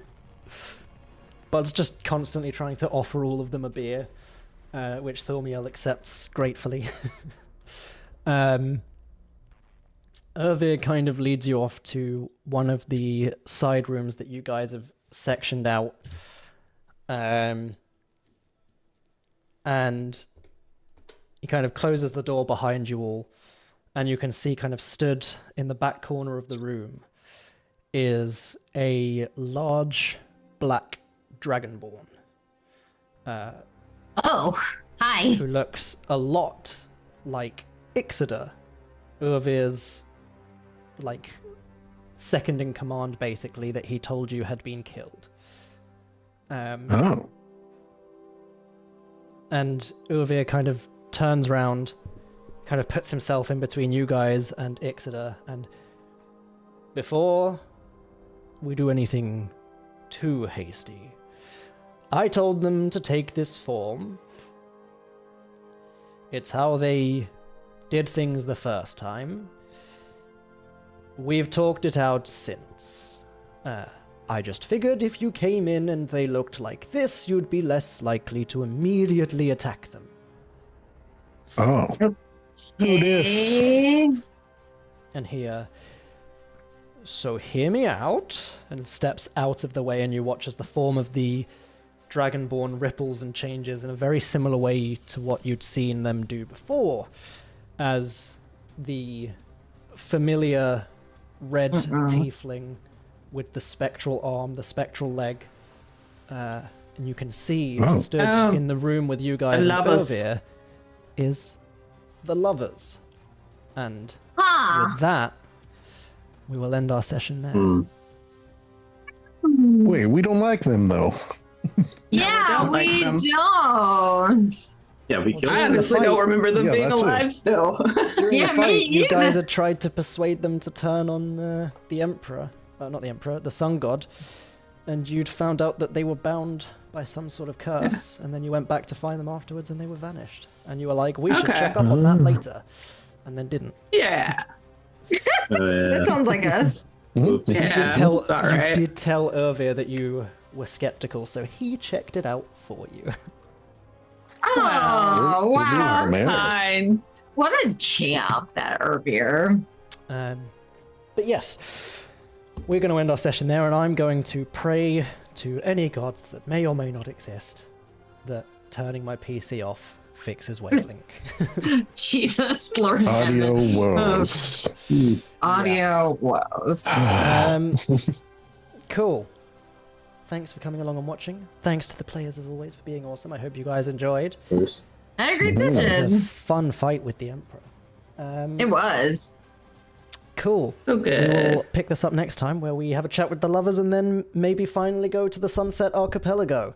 Who knows? Yeah. Maybe I can stretch it out one more session just to piss Lindsay off. We'll find out next time.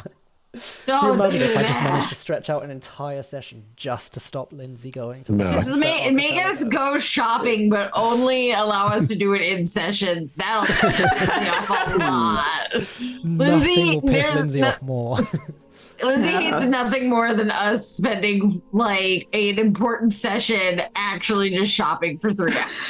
And then I'll have like a really important emotional moment for one of you and just cut right across it. Yeah, I'm gonna jump in All all of of them Lindsay's from now favorite on. things Oh my in god. one session. Perfect. Cool. Listen, I'm the hero of this story. We all know it. Just go with it. That depends. Your who you moment ask. is my moment, right? Ooh. Actually, we have like one of those Vin Diesel contracts that I'm technically also the hero. So, Oh my god. so if we get into a fight, we have like a point system where neither of us can really win. Oh my Right. god. Exactly. I mean, it's valid. So But with that, I will see you all next time. Or we will see you all Okie next time. dokie. Goodbye. Bye.